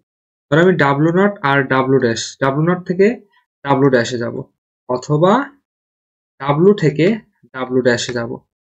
পার্থক্য কি? ডাব্লু নট থেকে ডাব্লু ড্যাশের টাইম আমার কত হবে? 20 ইয়ার, কারণ 2010 থেকে 2030, অ্যান্সার একই আসবে। আর এখানে টাইম কত আসবে? 10 ইয়ার। তাহলে আমাদের কি অবশিষ্ট কোনটা হবে? এই দুইটার মধ্যে বলছি না, ডান পাশেরটা অবশিষ্ট, বাম পাশেরটা আদি। তাহলে ডাব্লু ড্যাশ সমান আসবে W nought e to the power minus lambda t, right? W not কত হবে? এই ক্ষেত্রে ডাব্লু নট হলো আমাদের 10 গ্রাম, 10 গুণন ই টু দি পাওয়ার মাইনাস ল্যামডার মান কত ছিল? 0.0223 গুণন টি এর মান কত ছিল? 20 ইয়ার। দুইটা ইয়ার, একটা পার ইয়ার আর একটা ইয়ার কাটাকাটি যাবে, তাহলে এখান থেকে আমাদের আনসার আসে 6.4 গ্রাম। ফাইন। আর এটার ক্ষেত্রে ডাব্লুর পরিচয় কত ছিল? ডাব্লু ছিল কিন্তু অবশিষ্ট 8 গ্রাম, এটা ছিল 10 গ্রাম আর এটা ছিল 8 গ্রাম, ভালো করে খেয়াল করবা। আর ডাব্লু ড্যাশটা তুমি বের করবা, তাহলে ডাব্লু ড্যাশ সমান কত আসবে? W e to the power minus lambda t, এক্ষেত্রে কত হবে? 8 গুণন ই মাইনাস ল্যামডার মানটা বসাই দিলাম, আর টির মানের এক্ষেত্রে কত হবে 10 ইয়ার। দেখবো তোমার অ্যান্সার 6.4 গ্রামে আসবে। আমরা এখন যশোর বোর্ড 22-এর প্রবলেম একটা করবো। একটি পারমাণবিক বিদ্যুৎ কেন্দ্রের জ্বালানি হিসাবে বিজ্ঞানীরা ইউরেনিয়াম 235 মানের ভর 235 ব্যবহার করছে। 1 বছর পর প্রতি মোল অর্থাৎ এতটি পরমাণু ভেঙে এতটি অক্ষত থাকে। তার মানে আমি যদি দিব কাকায়, প্রথমে আমার ছিল কত 6.02 গুণন 10⁻23, এটা ছিল আমার আদি। এখান থেকে 1 বছর পর t ইকুয়াল টু কত 1 ইয়ার পর ভেঙে অক্ষত আছে, মানে অবশিষ্ট আছে, নট ক্ষয় হয়েছে, অক্ষত বলছে। তাহলে অক্ষত আছে কয়টি 1.2 গুণন 10⁻23, এটা কি আছে অক্ষত। তাহলে আদিকে আমরা কি দ্বারা প্রকাশ করি n নট, অবশিষ্টকে আমরা n দ্বারা প্রকাশ করি। এখন গ নাম্বার বলছে যে চিবকের ইউরেনিয়াম 235-এর অর্ধায়ু কত, কি বলছে অর্ধায়ু, রাইট। এখন দেখো এখানে আমরা অর্ধায়ুটা কিভাবে বের করবো সেটা এখন আমাদের এখানে চ্যালেঞ্জ। সবকিছু দেওয়া আছে, আমাদের এখানে শুধু ল্যামডাটা দেওয়া নেই, পারা যাবে না। 4টা আনার মধ্যে 3টা দেওয়া আছে, তাহলে তো খুব সহজেই পারা যাবে। ল্যামডা চাইলে আমরা কি করব মনে আছে তো, ল্যামডা অথবা টি যদি চাই তাহলে আমরা এই সূত্রটা ইউজ করবো, লন n নট ভাগ n ভাগ কত হবে টি, তাহলে লন n নট, n নটের মান কত ছিল 6.02 গুণন 10⁻23 ভাগ n এর মান কত ছিল 1.02 গুণন 10⁻23 ভাগ টি কত হবে 1 বছর বলছে, 1 এর মান বসায় দিলাম। তাহলে আমাদের অ্যান্সার কত আসলো, ল্যামডার মান আসলো 1.775 পার ইয়ার। কেন পার ইয়ার, কারণ আমার একটা ছিল বছরে, 1 বছর বলছে, টাইমের মানটা ছিল 1 বছর ইয়ার, তাহলে আমার ল্যামডা আসলো পার ইয়ার। Okay fine. এখন বলছে অর্ধায়ু বের করো, ল্যামডা বের করলে তো আর অর্ধায়ু হয়ে গেল না।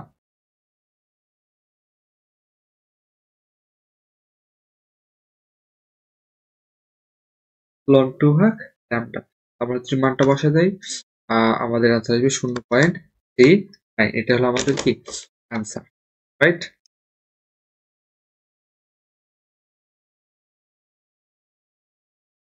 এত ইয়ার কিন্তু এটা হলো আমাদের গ নাম্বার অ্যান্সার। ঘ নাম্বার বলছে যে পরবর্তী 1 বছরে ভেঙে যায় পরমাণু, মানে কি, মানে হলো দেখো প্রথমে আমাদের ছিল কত, প্রথমে আমাদের n ছিল হলো 6.02 10⁻23, তাই না।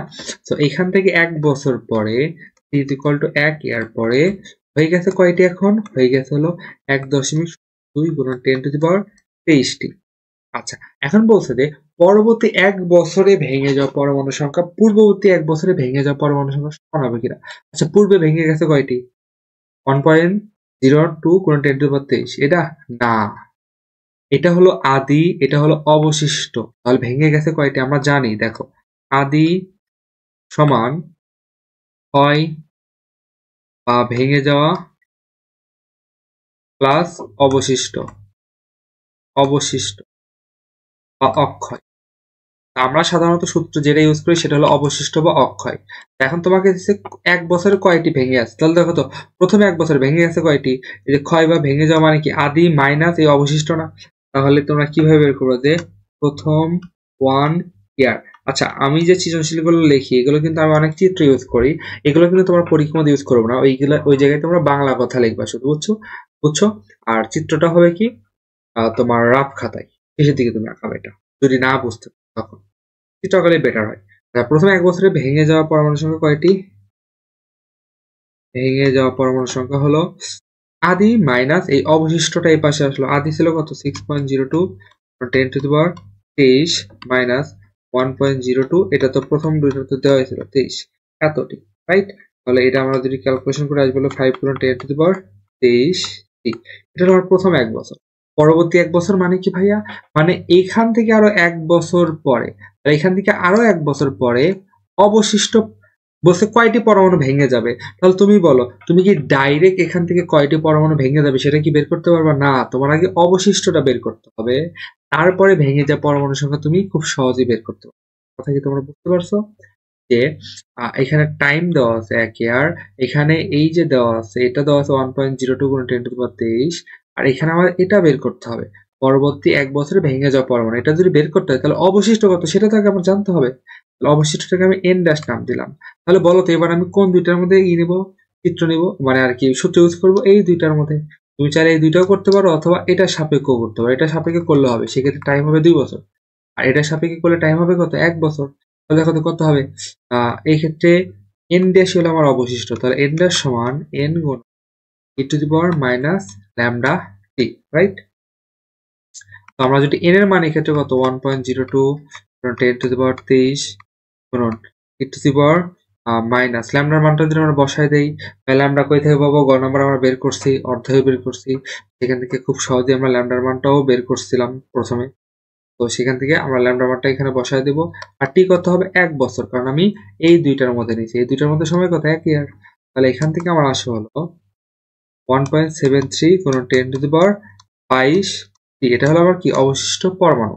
অবশিষ্ট বুঝলাম, কিন্তু পরবর্তী 1 বছরে ভেঙে গেছে কয়টি সেটা থেকে। তাহলে পরবর্তী 1 ইয়ারে ভেঙে গেছে কয়টি, ছিল হলো 1.02 গুণ 10 টু দি পাওয়ার 23 টি, আর এখন অবশিষ্ট আছে 1.73 গুণ 10 টু দি পাওয়ার 22। তাহলে ভেঙে গেল কয়টি, বাদ বাকিটুকু কত, 8.47 গুণ 10 টু দি পাওয়ার, ঠিক আছে? এটা হলো আমাদের কি, ভেঙে যাওয়া পরমাণুর সংখ্যা। মানে এখানে আমার ছিল, এটা হলো আদি, এটা হলো অবশিষ্ট, এই দুটো বিয়োগ করলে আমি কি বলবো, পরবর্তী 1 বছরে কয়টি ভেঙে গেছে বা কয়টি ক্ষয় হয়েছে, ঠিক আছে? সেগুলো এটা বুঝতে পারছো? আমরা চট্টগ্রাম বোর্ড 22-এর একটা প্রবলেম সলভ করব। এখানে বলতে ট্রিটিয়ামের অবক্ষয় ধ্রুবক এত, জাস্ট এইটুকু একটা আমাদের উদ্দীপক। তাহলে ধরলাম এটা আমাদের একটা ট্রিটিয়াম, কোন একটা আমাদের আর কি খণ্ড দেওয়া ছিল, যার অবক্ষয় ধ্রুবক মানে ল্যামডা দেওয়া আছে, হুইচ ইজ কত 5.54 গুণন 10 টু দি পাওয়ার -2 পার ইয়ার দেওয়া আছে। তাহলে ল্যামডা একক পার ইয়ার। আচ্ছা, এখন গ নাম্বার বলছে যে উদ্দীপকের প্রদত্ত ট্রিটিয়ামের 64% ক্ষয় হতে কত সময় লাগবে। দেখো আমরা তো তোমাদেরকে তো অলরেডি আমি বলে ফেলছি যে যেখানে পার্সেন্ট দেখবা কোন সূত্র আসবে, তুমি শিওর থাকো তুমি এই সূত্র ইউজ করলে তোমার হয়ে যাবে। এখন এটা কিভাবে ইউজ করতে হবে সেটা আমি তোমাদের বলতেছি, তবে শিওর থাকো এই সূত্র তুমি শুধু ইউজ করবে। পার্সেন্ট অথবা অংশ থাকলে তুমি এই সূত্র ইউজ করবে। এখন দেখো এটা যদি আমরা একটা চিত্র আঁকাই, এর কিন্তু আদি এবং অবশিষ্ট কিন্তু কিছু দেওয়া নেই, জাস্ট তোমাকে একটা পার্সেন্ট দেওয়া আছে, তাহলে তুমি ধরে নিবা এটা চিত্র আঁকানোর দরকার নেই, এগুলো তুমি মনে মনে ধরে নিবা বা রাব খাতায় চিত্র আঁকাবা বোঝার জন্য যদি বুঝতে অসুবিধা হয়, ঠিক আছে? তো তুমি ডান পাশে লিখবা যে এখানে ধরে আদি পরমাণু সংখ্যা এন নট, যেটা হলো এই যেখানে এন নট, রাইট? আচ্ছা, বলছে 64% ক্ষয়। আচ্ছা, ক্ষয় কি আমাদের কোনো দরকার আছে? না, আমাদের কিন্তু কোনো ক্ষয়ের দরকার নেই। আমাদের কি দরকার, আমাদের দরকার অবশিষ্ট, ঠিক আছে? তো অবশিষ্ট কতটুকু, 64% যদি ক্ষয়ই হয়ে যায়, এই যেই আমাদের যে আদি ছিল এর 64% যদি ক্ষয় হয়ে যায়, তাহলে অবশিষ্ট কত আছে, 36%। সেই 36%টা কার, সেটা হলো অবশিষ্ট, এটা হবে এন। এই এনটা কার 36% অবশিষ্ট আছে আমাদের, এন নটের মানে আদি এর, এই যে এন নটের 36%, এটা আমাদের কি আছে, অবশিষ্ট আছে, তাই না? তাহলে তুমি এন সমান কি লিখতে পারবা, এন নট গুণন 36/100, রাইট? আচ্ছা, এখন গ নাম্বার বলছে তোমাকে সময় কত হবে, তাহলে টি সমান কি লিখবা, ওই যে উপরে সূত্র লেখা আছে, লন এন নট ভাগ এন ভাগ কি হবে, ল্যামডা। তাহলে এখানে আমাদের লন এন নট ভাগ এন এর মান কত, দেখো এখানে N is equal to N not আছে, এন নটটা যদি আমি এই পাশে নিয়েছি তাহলে কি আসবে, এন ভাগ এন নট সমান 36/100। বাট আমাকে তো এখানে সে মানটা বসানো লাগবে না, আমাকে বসানো লাগবে এন নট ভাগ এন। তাহলে এটা উল্টায় দাও, এন নট ভাগ এন সমান কত আসবে, সরি 100/100 36 আসবে, তাই না? তাহলে এখন এখানে যদি আমরা বসাই দিই 100/36 ভাগ ল্যামডার মান কত ছিল, 5.54 গুণন 10 টু দি পাওয়ার -2। তাহলে এখানে আমাদের অ্যান্সার কত আসে, আমাদের অ্যান্সার আসে হলো 18.44। অবশ্যই কি এককে আসবে, ইয়ারে, কারণ আমাদের ল্যামডা কত ছিল, পার ইয়ারে। তো আশা করি এটা বুঝতে পারছো। আচ্ছা, এখানে যখন ঘ নাম্বারটা করি, ঘ নাম্বার বলছে যে উদ্দীপকের প্রদত্ত তেজস্ক্রিয় মৌলটির অর্ধায়ু অপেক্ষা গড় আয়ু বেশি। তাহলে এখন এখানে আমাদের গিভেন কি দেওয়া আছে, ল্যামডা মানে হলো অবক্ষয় ধ্রুবক দেওয়া আছে 5.54 গুণন 10 টু দি পাওয়ার -2। আমাদের বের করতে হবে কি, আমাদের বের করতে হবে হলো অর্ধায়ু মানে টি হাফ। টি হাফ সমান কি আসবে, লন 2 ভাগ কত, ল্যামডা। তো লন 2 এর মান 0.693 ভাগ ল্যামডার মানটা আমরা যদি বসায় দেই 5.54 গুণন 10 টু দি পাওয়ার -2, এটা যদি বসাই দেয় তাহলে আমার অ্যান্সার কত আসে, আমাদের অ্যান্সার আসে হলো 12.51 ইয়ারে আসবে, কারণ আমি ল্যামডার মান কিসে বসাচ্ছি, পার ইয়ারে। আচ্ছা, এখন বলছে গড় আয়ু, তো আমরা জানি গড় আয়ু টাও সমান কি, টাও সমান হলো 1 ভাগ ল্যামডা, রাইট? 1 ভাগ ল্যামডা, এখানে যদি আমরা ল্যামডার মানটা বসায় দেই 5.54 গুণন 10⁻⁻²। এটা যদি বসাতে আমাদের কত আসে? 18.05 ইয়ার। এবং এই দুইটা কি, এই দুইটার মধ্যে কে বেশি? গড় এটা বেশি, এটাই তো বলছে প্রশ্ন, আমাদের এটাই চাইছে যে তেজস্ক্রিয় মোটাটির অর্ধায়ু অপেক্ষা গড়ায়ু বেশি। এটা সত্য, এটাই বলে দিবা। আমরা যদি এখন এই প্রবলেমটা দেখি সিলেট বোর্ড 22-এর, বলছে ট্রিটিয়াম একটি তেজস্ক্রিয় পদার্থ, এর প্রতিনিয়ত ক্ষয় হচ্ছে, ট্রিটিয়ামের অর্ধায়ু দেওয়া আছে, তোমার দেওয়া আছে, এটা একটা ট্রিটিয়াম ছিল আমাদের, এর অর্ধায়ু মানে কি হাফ টাইম তোমাকে দেওয়া আছে, সেটা কত? 12.5 ইয়ার। ওকে, আচ্ছা এখন গ নাম্বার বলছে 25 বছর পরে একটি নির্দিষ্ট ট্রিটিয়ামের বস্তুখণ্ডের কত অংশ অবশিষ্ট থাকবে। তাহলে দেখো তো কত অংশ অবশিষ্ট থাকবে, এটা যদি বলে আমাদের সূত্রের 5 নম্বরে ছিল n ভাগ n নট, এটা বের করতে হবে না? এবং এটা সমান আমরা কি জানি, e⁻⁻λt। তার মানে এই যে n ভাগ n নট, এটাকে আমরা কি বলবো? অবশিষ্ট অংশ, রাইট? আচ্ছা তাহলে এখানে আমাদের কি হবে? e⁻⁻λ মানে কি আমরা জানি? জানি না। তাহলে ল্যামডা সমান আমরা কি জানি? ল্যামডা সমান আমরা জানি হলো ln 2 ভাগ কি হাফ, অর্ধায়ু। তাহলে তুমি এটা আলাদাভাবে বের করতে পারো। ln 2 এর মান 0.69 ভাগ ইয়ার পথে ছিল 12.5 ইয়ার, রাইট? তাহলে এটার মান আমরা যদি বসায় আসবো 0.5544 পার ইয়ার। ওকে, অথবা তোমরা ডাইরেক্ট এখানেও বসে দিতে পারতা।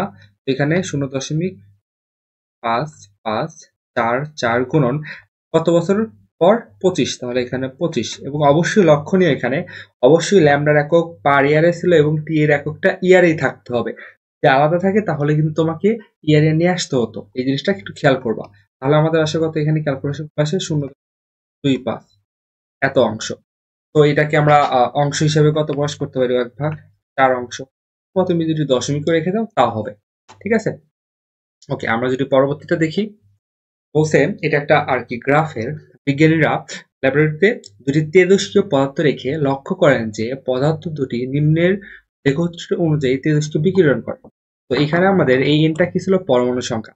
তো এই যে এন নট ছিল, এটা ছিল আদি পরমাণু সংখ্যা। ডান দিক দিয়ে কি হচ্ছে? টাইম। এবং এই অবশ্যই লক্ষ্য করবে এখানে টাইমটা কিসে ছিল? ইয়ারে ছিল, এই জিনিসটা খেয়াল রাখবা। ওকে, তো তারপরে দেখো ডান দিকে যাচ্ছে এবং এইটা কি আমাদের পরমাণু সংখ্যা কমে যাচ্ছে। এটা ছিল n/2 মানে অর্ধেক, আর এখানে হলো n0/4 মানে হলো আদি পরমাণু সংখ্যার 1/4 অংশ। আচ্ছা, তো এটা ছিল আমাদের কিসের গ্রাফ? এ এর গ্রাফ। আর এটা ছিল আমাদের কি গ্রাফ? বি এর গ্রাফ। আচ্ছা ভালো কথা। গ নাম্বার বলছে এ ও বি এর গড় আয়ু কি একই হবে? আচ্ছা দেখো তো, গড় আয়ু যদি বের করতে হয় আমরা যে ওই যে মেইন যে সূত্রটা জানি সেটা কি? টি হাফ থেকে আমি ল্যামডাতে যাইতে পারি এবং সেখান থেকে আমি এদের মধ্যে ঘোরাঘুরি করতে পারি। তো আমাকে যদি গড় আয়ু বের করতে হয় তাহলে আমার হয় ল্যামডা জানতে হবে অথবা টি হাফ বা অর্ধায়ু জানতে হবে। তো এখানে আমরা দেখো, এখানে আমাদের টাইমটা দেওয়া আছে, আর সামহাও আমাকে এখানে এই যে আদি পরমাণু সংখ্যা n0 এবং অবশিষ্ট n0/4 এটা দেওয়া আছে। দেখো n0/2 তে টাইম কত ছিল সেটা আমরা জানি না, বাট n0/4 যখন হয়েছে আদি পরমাণু সংখ্যা, তখন এ এর টাইম হয়েছিল 100 ইয়ার। 100 বছর পরে n0/4 অংশ হয়েছে। আর বি পরমাণু 75 বছর পরে n0/4 অংশ হয়েছে। তাহলে আমি কি লিখবো এখানে? যে এ মৌলের ক্ষেত্রে, দুইটা মৌলের ক্ষেত্রে আমার বের করতে হবে। তাহলে এ মৌলের ক্ষেত্রে আমি কিভাবে বের করব? আচ্ছা, সর্বপ্রথম ওই যে ল্যামডা যেহেতু আমাদের বের করতে হবে, ল্যামডা টি দেওয়া আছে, অংশ দেওয়া আছে, তাহলে ল্যামডা বের করব আমরা।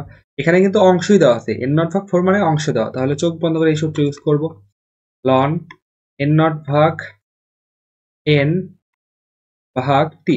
আচ্ছা ভালো কথা। তো এখানে আমাদের n0 কত ছিল? n0 ছিল আমাদের আদি পরমাণু সংখ্যা, আর n কত ছিল? অবশিষ্ট অংশ ছিল হলো n0/4, তাই না? এই n0/4টাই কি ছিল? আমাদের অবশিষ্ট পরমাণু সংখ্যা। এটা n ছিল হলো n0/4, এটা আমরা এইভাবে লিখতেই পারি। তাহলে এখন যদি আমরা এই মানটা বসায় দেই, লন n0/n0/4, এই 4টা উপরে চলে যাবে, দেখো রাইট। আর টিটা কত ছিল? দেখো এ এর ক্ষেত্রে 100 বছর টাইম ছিল, তাহলে 100 বছর এখানে বসায় দিলাম, n0 আর n0 কাটা গেল, লন 4/100, আমাদের আসে কত অ্যান্সার? 0.13863। অবশ্যই কি হবে? পার ইয়ার হবে, কারণ আমার টাইমটা ছিল কত? ইয়ারে। এখানে কি শেষ? না, এখানে শেষ না, এখন তোমাকে টাওটা বের করতে হবে। এটা ছিল আমাদের অবক্ষয় ধ্রুবক, তাহলে টাও এ সমান কত আসবে? 1 ভাগ ল্যামডা এ। আমরা যদি মানটা বসায় দিই, ল্যামডা এর মানটা এখানে যদি বসায় দিই, আমাদের আসে হলো 72.13 ইয়ার। এটা আমাদের এ পরমাণু বা এ মৌলটা শেষ। এখন আমরা কি দেখবো? বি মৌল। তো বি মৌলর ক্ষেত্রে আমরা সেম ভাবে কি বলবো? অবক্ষয় ধ্রুবক ল্যামডা সমান লন এন নট ভাগ এন ভাগ কত হবে? টি। বি পরমাণু এটা ছিল, লিখে দিলাম। লন উপরে কি আসবে? 4 আসবে। ভাইয়া কেন 4 আসলো? এটা আশা করি এখন তোমরা বুঝতেছো। যেহেতু দুইটাই অবশিষ্ট ছিল কত? এন নট ভাগ 4 অংশ, তাহলে সেম জিনিসই আসবে এখানেও। তোমরা নিজেরাই বসাও, দেখো 4 আসবে ভাগ। বি পরমাণুর ক্ষেত্রে টাইম লাগছিল কত? 75 ইয়ার, তাহলে এখানে 75 দিব। তাহলে এখান থেকে আমাদের আসবে হলো 0.01848 পার ইয়ার। ওকে, পার ইয়ারটা তো আসলো। এখন আমরা কি করব? এখন আমরা এখান থেকে টাউটা বের করব, টাউ বি। কি আসবে? 1 ভাগ ল্যামডা সমান আসবে কত? আমরা যদি মানটা বসাই দিই 54.1 এআর আসে। তাহলে একই হবে? অবশ্যই একই হবে না, এটাই তোমাকে লিখতে হবে। ওকে, এখন দেখো যে বরিশাল বোর্ড 17 কোশ্চেন। যদি তেজস্ক্রিয় পরমাণুর অধ্যায় যথাক্রমে এত এত, তাহলে উদ্দীপকে আমরা এরকম দুইটা তেজস্ক্রিয় পরমাণু নিলাম। তার একটা টিহাব ছিল 3 আওয়ার, আর একটা ছিল কত? আর একটা অধ্যায় ছিল 7 আওয়ার। এখন গ নাম্বার বলছে যে প্রথম পদার্থের ক্ষয় ধ্রুবকের মান কত? ক্ষয় ধ্রুবক মানে কি? ল্যামডা।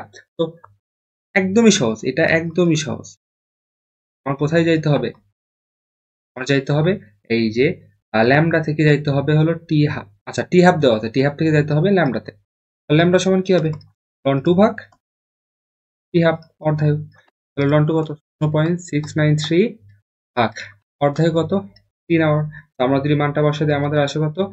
আসে হলো 0.231 এবং এটা অবশ্যই কি হবে? Per hour. আর আমার তিন কত ছিল? আওয়ার ছিল, রাইট? তাহলে অবক্ষয় ধ্রুব হয়ে যাবে পার আওয়ার। ওকে, ঘর নাম্বার কি বলছে দেখো, যে তেজস্ক্রিয় পদার্থের কোন নির্দিষ্ট সময়ে সক্রিয়তার হার সমান হলে উক্ত সময়ে পদার্থদ্বয়ের উপস্থিত পরমাণু সংখ্যার অনুপাত বের করো। তাহলে এই সক্রিয়তার হার বলছে, হার মানে কি? প্রতি সেকেন্ডে। আর কি সক্রিয়তা মানে ভাঙন সংখ্যা। এই যে সক্রিয়তার হার বলছে না, সক্রিয়তার হার মানে কি? ডিএন ভাগ ডিটি। এই ডিএন ভাগ ডিটি যদি সমান হয়, তখন উক্ত সময়ে উপস্থিত পরমাণু সংখ্যাকে আমরা এখান থেকে কি সূত্র পাই? ডিএন ভাগ ডিটি সমান ল্যামডা এন, মাইনাস চিহ্নটা উজ্জ্ব রেখে।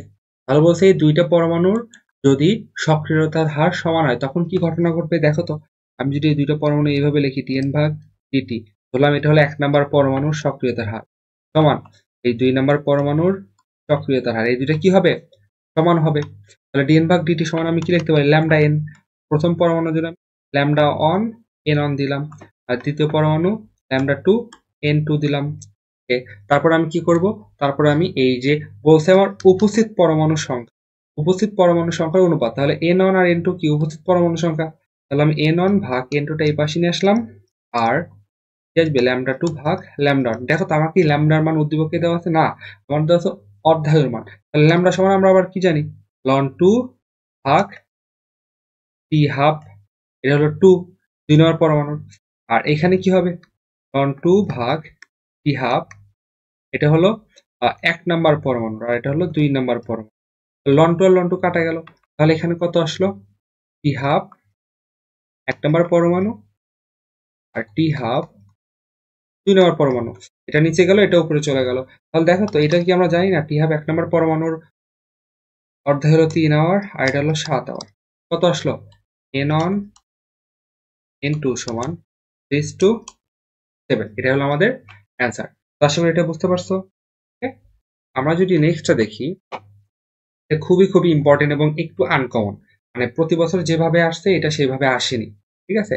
তো এটা বলছে সুমি গবেষণাগারে 3টি তেজস্ক্রিয় পদার্থের পরমাণু নিয়ে পরীক্ষা করছিল। কোনো এক মুহূর্তে এ ও বি পরমাণুর ভাঙনের হার। তাহলে এখানে মোট কয়টি পরমাণু আছে? 3টি, কিন্তু ভালো করে বুঝবা। এ বি, এটা ছিল বি, এটা ছিল সি। বলছে কোনো এক মুহূর্তে এ ও বি এর ভাঙনের হার যথাক্রমে 500 পার সেকেন্ড। মানে কি? 1 সেকেন্ডে 500টি পরমাণু ভাঙছে। এটাই কিন্তু আমাদের সেই ওই প্রতি সেকেন্ডে ভাঙনের হার দেওয়া আছে। তার মানে এইটা তোমাকে বুঝতে হবে ডিএন ভাগ ডিটি দেওয়া আছে। 400 পার সেকেন্ড মানে ডিএন ভাগ ডিটি দেওয়া আছে। এরপরে বলছে 5 সেকেন্ড পরে যথাক্রমে ভাঙনের হার হয়েছিল dn/dt এত এবং এত। বলছে সি এর গায়ে লেখা ছিল অর্ধায়ু 36, তার মানে এটার টি হাফ কত ছিল 36 ডে। গ নাম্বার কি বলছে, গ নাম্বার বলছে যে সি মোলের তেজস্ক্রিয় ক্ষয় ধ্রুবকের মান। কি হবে, ল্যামডা সমান গয়ের তো অর্ধায়ু দেওয়া আছে, তাহলে লন 2 ভাগ কত হবে টি হাফ কত হবে 0.693 আর টি হাফ কত হবে আমাদের 36 ডেন, তাই না? তাহলে এটা তো খুব সহজেই ক্যালকুলেশন করে আমরা পাবো। এটা কত আসে আমাদের 0.1925 পার ডে। খুবই সিম্পল। এটা ব্যাপারটা দেখি বলছে এ ও বি এর মৌলের তেজস্ক্রিয়তা সমান। তেজস্ক্রিয়তা সমান কিনা এটা যদি বের করতে হয় তাহলে আমাদেরকে বের করতে হবে এর ল্যামডা মানে অবক্ষয় ধ্রুবক সমান কিনা, এটা বের করতে হবে। তো তার আগে আমাদেরকে একটা জিনিস একটু এটা আমি সূত্র সাধারণত এই সূত্রটা আমি শিখাইনি, কারণ এটা অ্যাডমিশনে বেশি আসে, বাট দেখা গেছে যে এই সৃজনশীল এটা চলে আসছে। তো একটু যদি আমরা ব্যাকে যাই,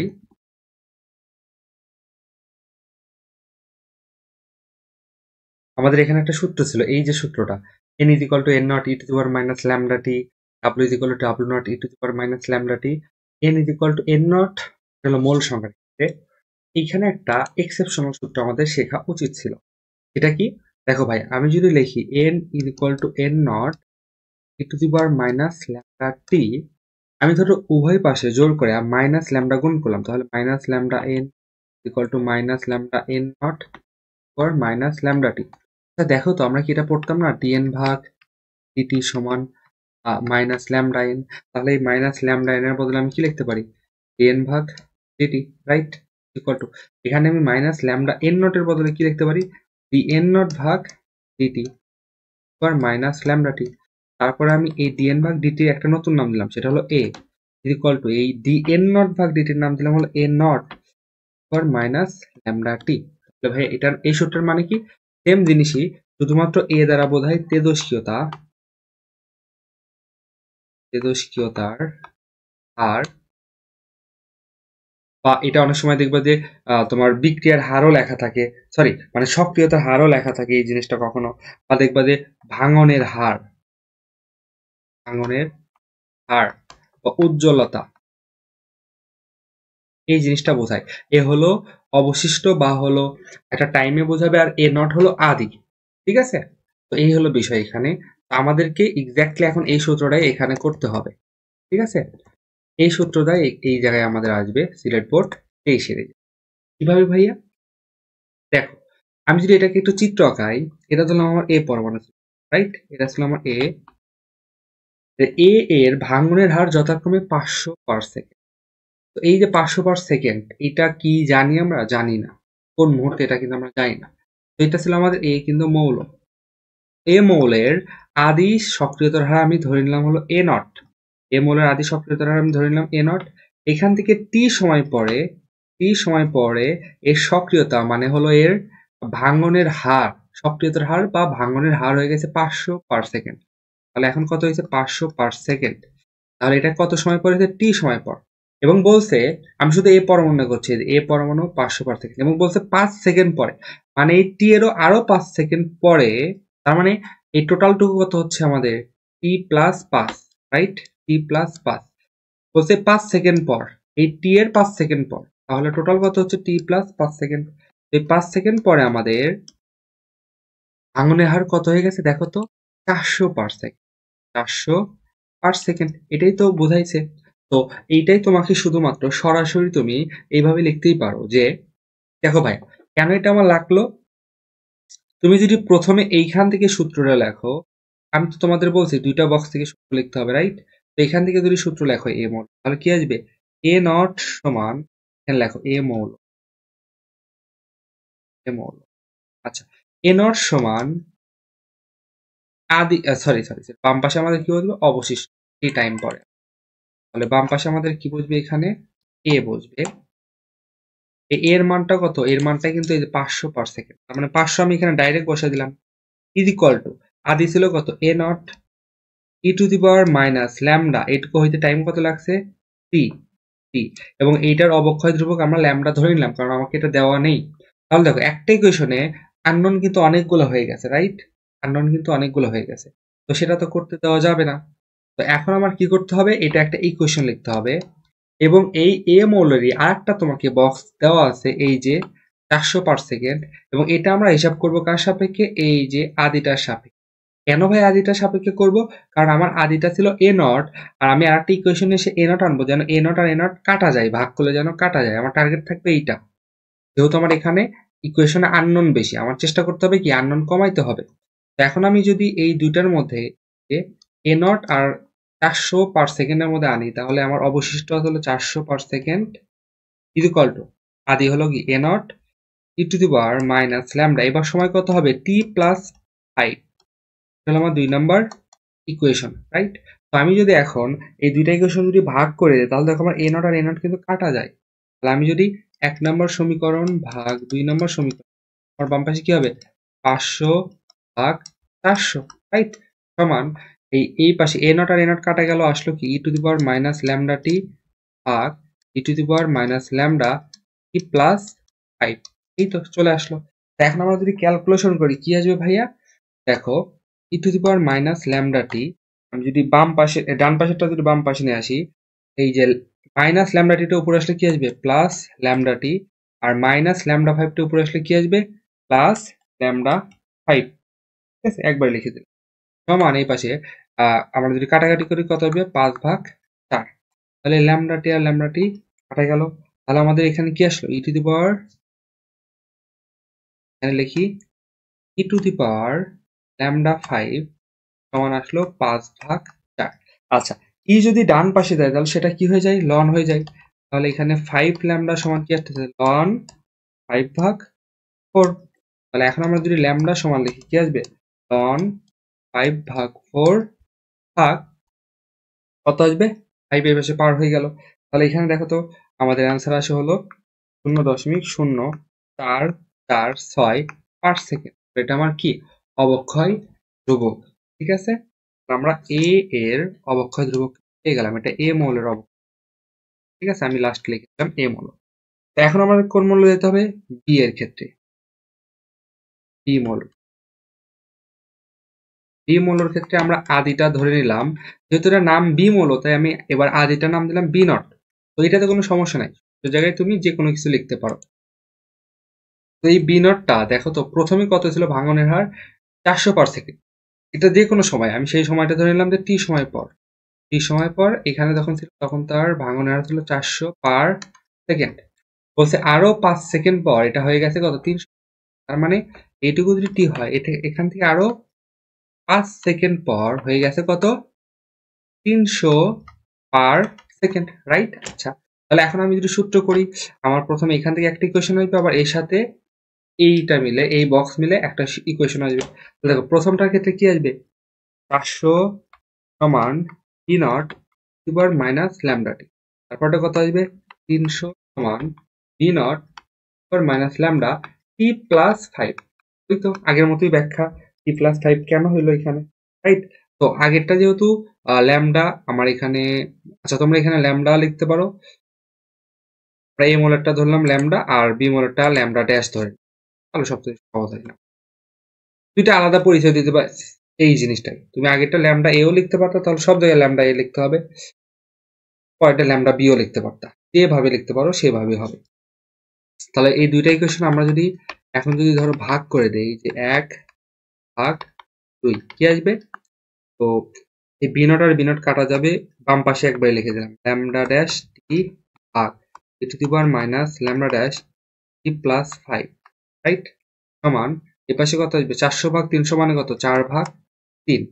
আচ্ছা, তারপরে এখানে আমরা ক্যালকুলেশন করলে কি আসবে, e⁻ ড্যাশ টি প্লাস ল্যামডা ড্যাশ টি প্লাস 5 ল্যামডা ড্যাশ সমান আসবে কত, 4/3।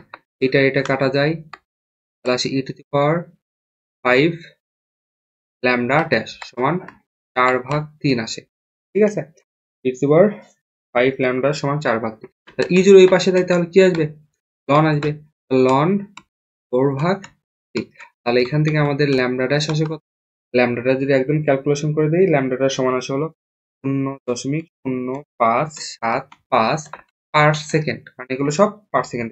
তাহলে দুইটা তেজস্ক্রিয়তা সমান নয়, এই যে ল্যামডা আলাদা আসলো, তো এটা তো ল্যামডা ড্যাশ ছিল, ল্যামডা ড্যাশ আলাদা, তেজস্ক্রিয়তা কি নয়, সমান নয়। তো এরপরে আমাদের তেজস্ক্রিয়তার আর আমি কোনোগুলো করাইনি। এখন যেগুলো আছে এগুলো তোমরা নিজেরা হোমওয়ার্ক করবা, অবশ্যই অবশ্যই এগুলো কমপ্লিট করবা। আমি যেগুলো করাইছি সেগুলো শেষ করে এইগুলো হোমওয়ার্ক তোমরা করে ফেলবা, ঠিক আছে? আচ্ছা, আরো দুইটা হোমওয়ার্ক এগুলো তোমরা করে ফেলবা, এবং তোমাদের যে টেলিগ্রাম গ্রুপে আছে সেই টেলিগ্রাম গ্রুপে আমার ভিডিও দেখার পরও যদি তোমাদের কোনো সেগুলো শুধু আমাকে দিয়ে দিবা, আমি ইনশাল্লাহ ফ্রি হয়ে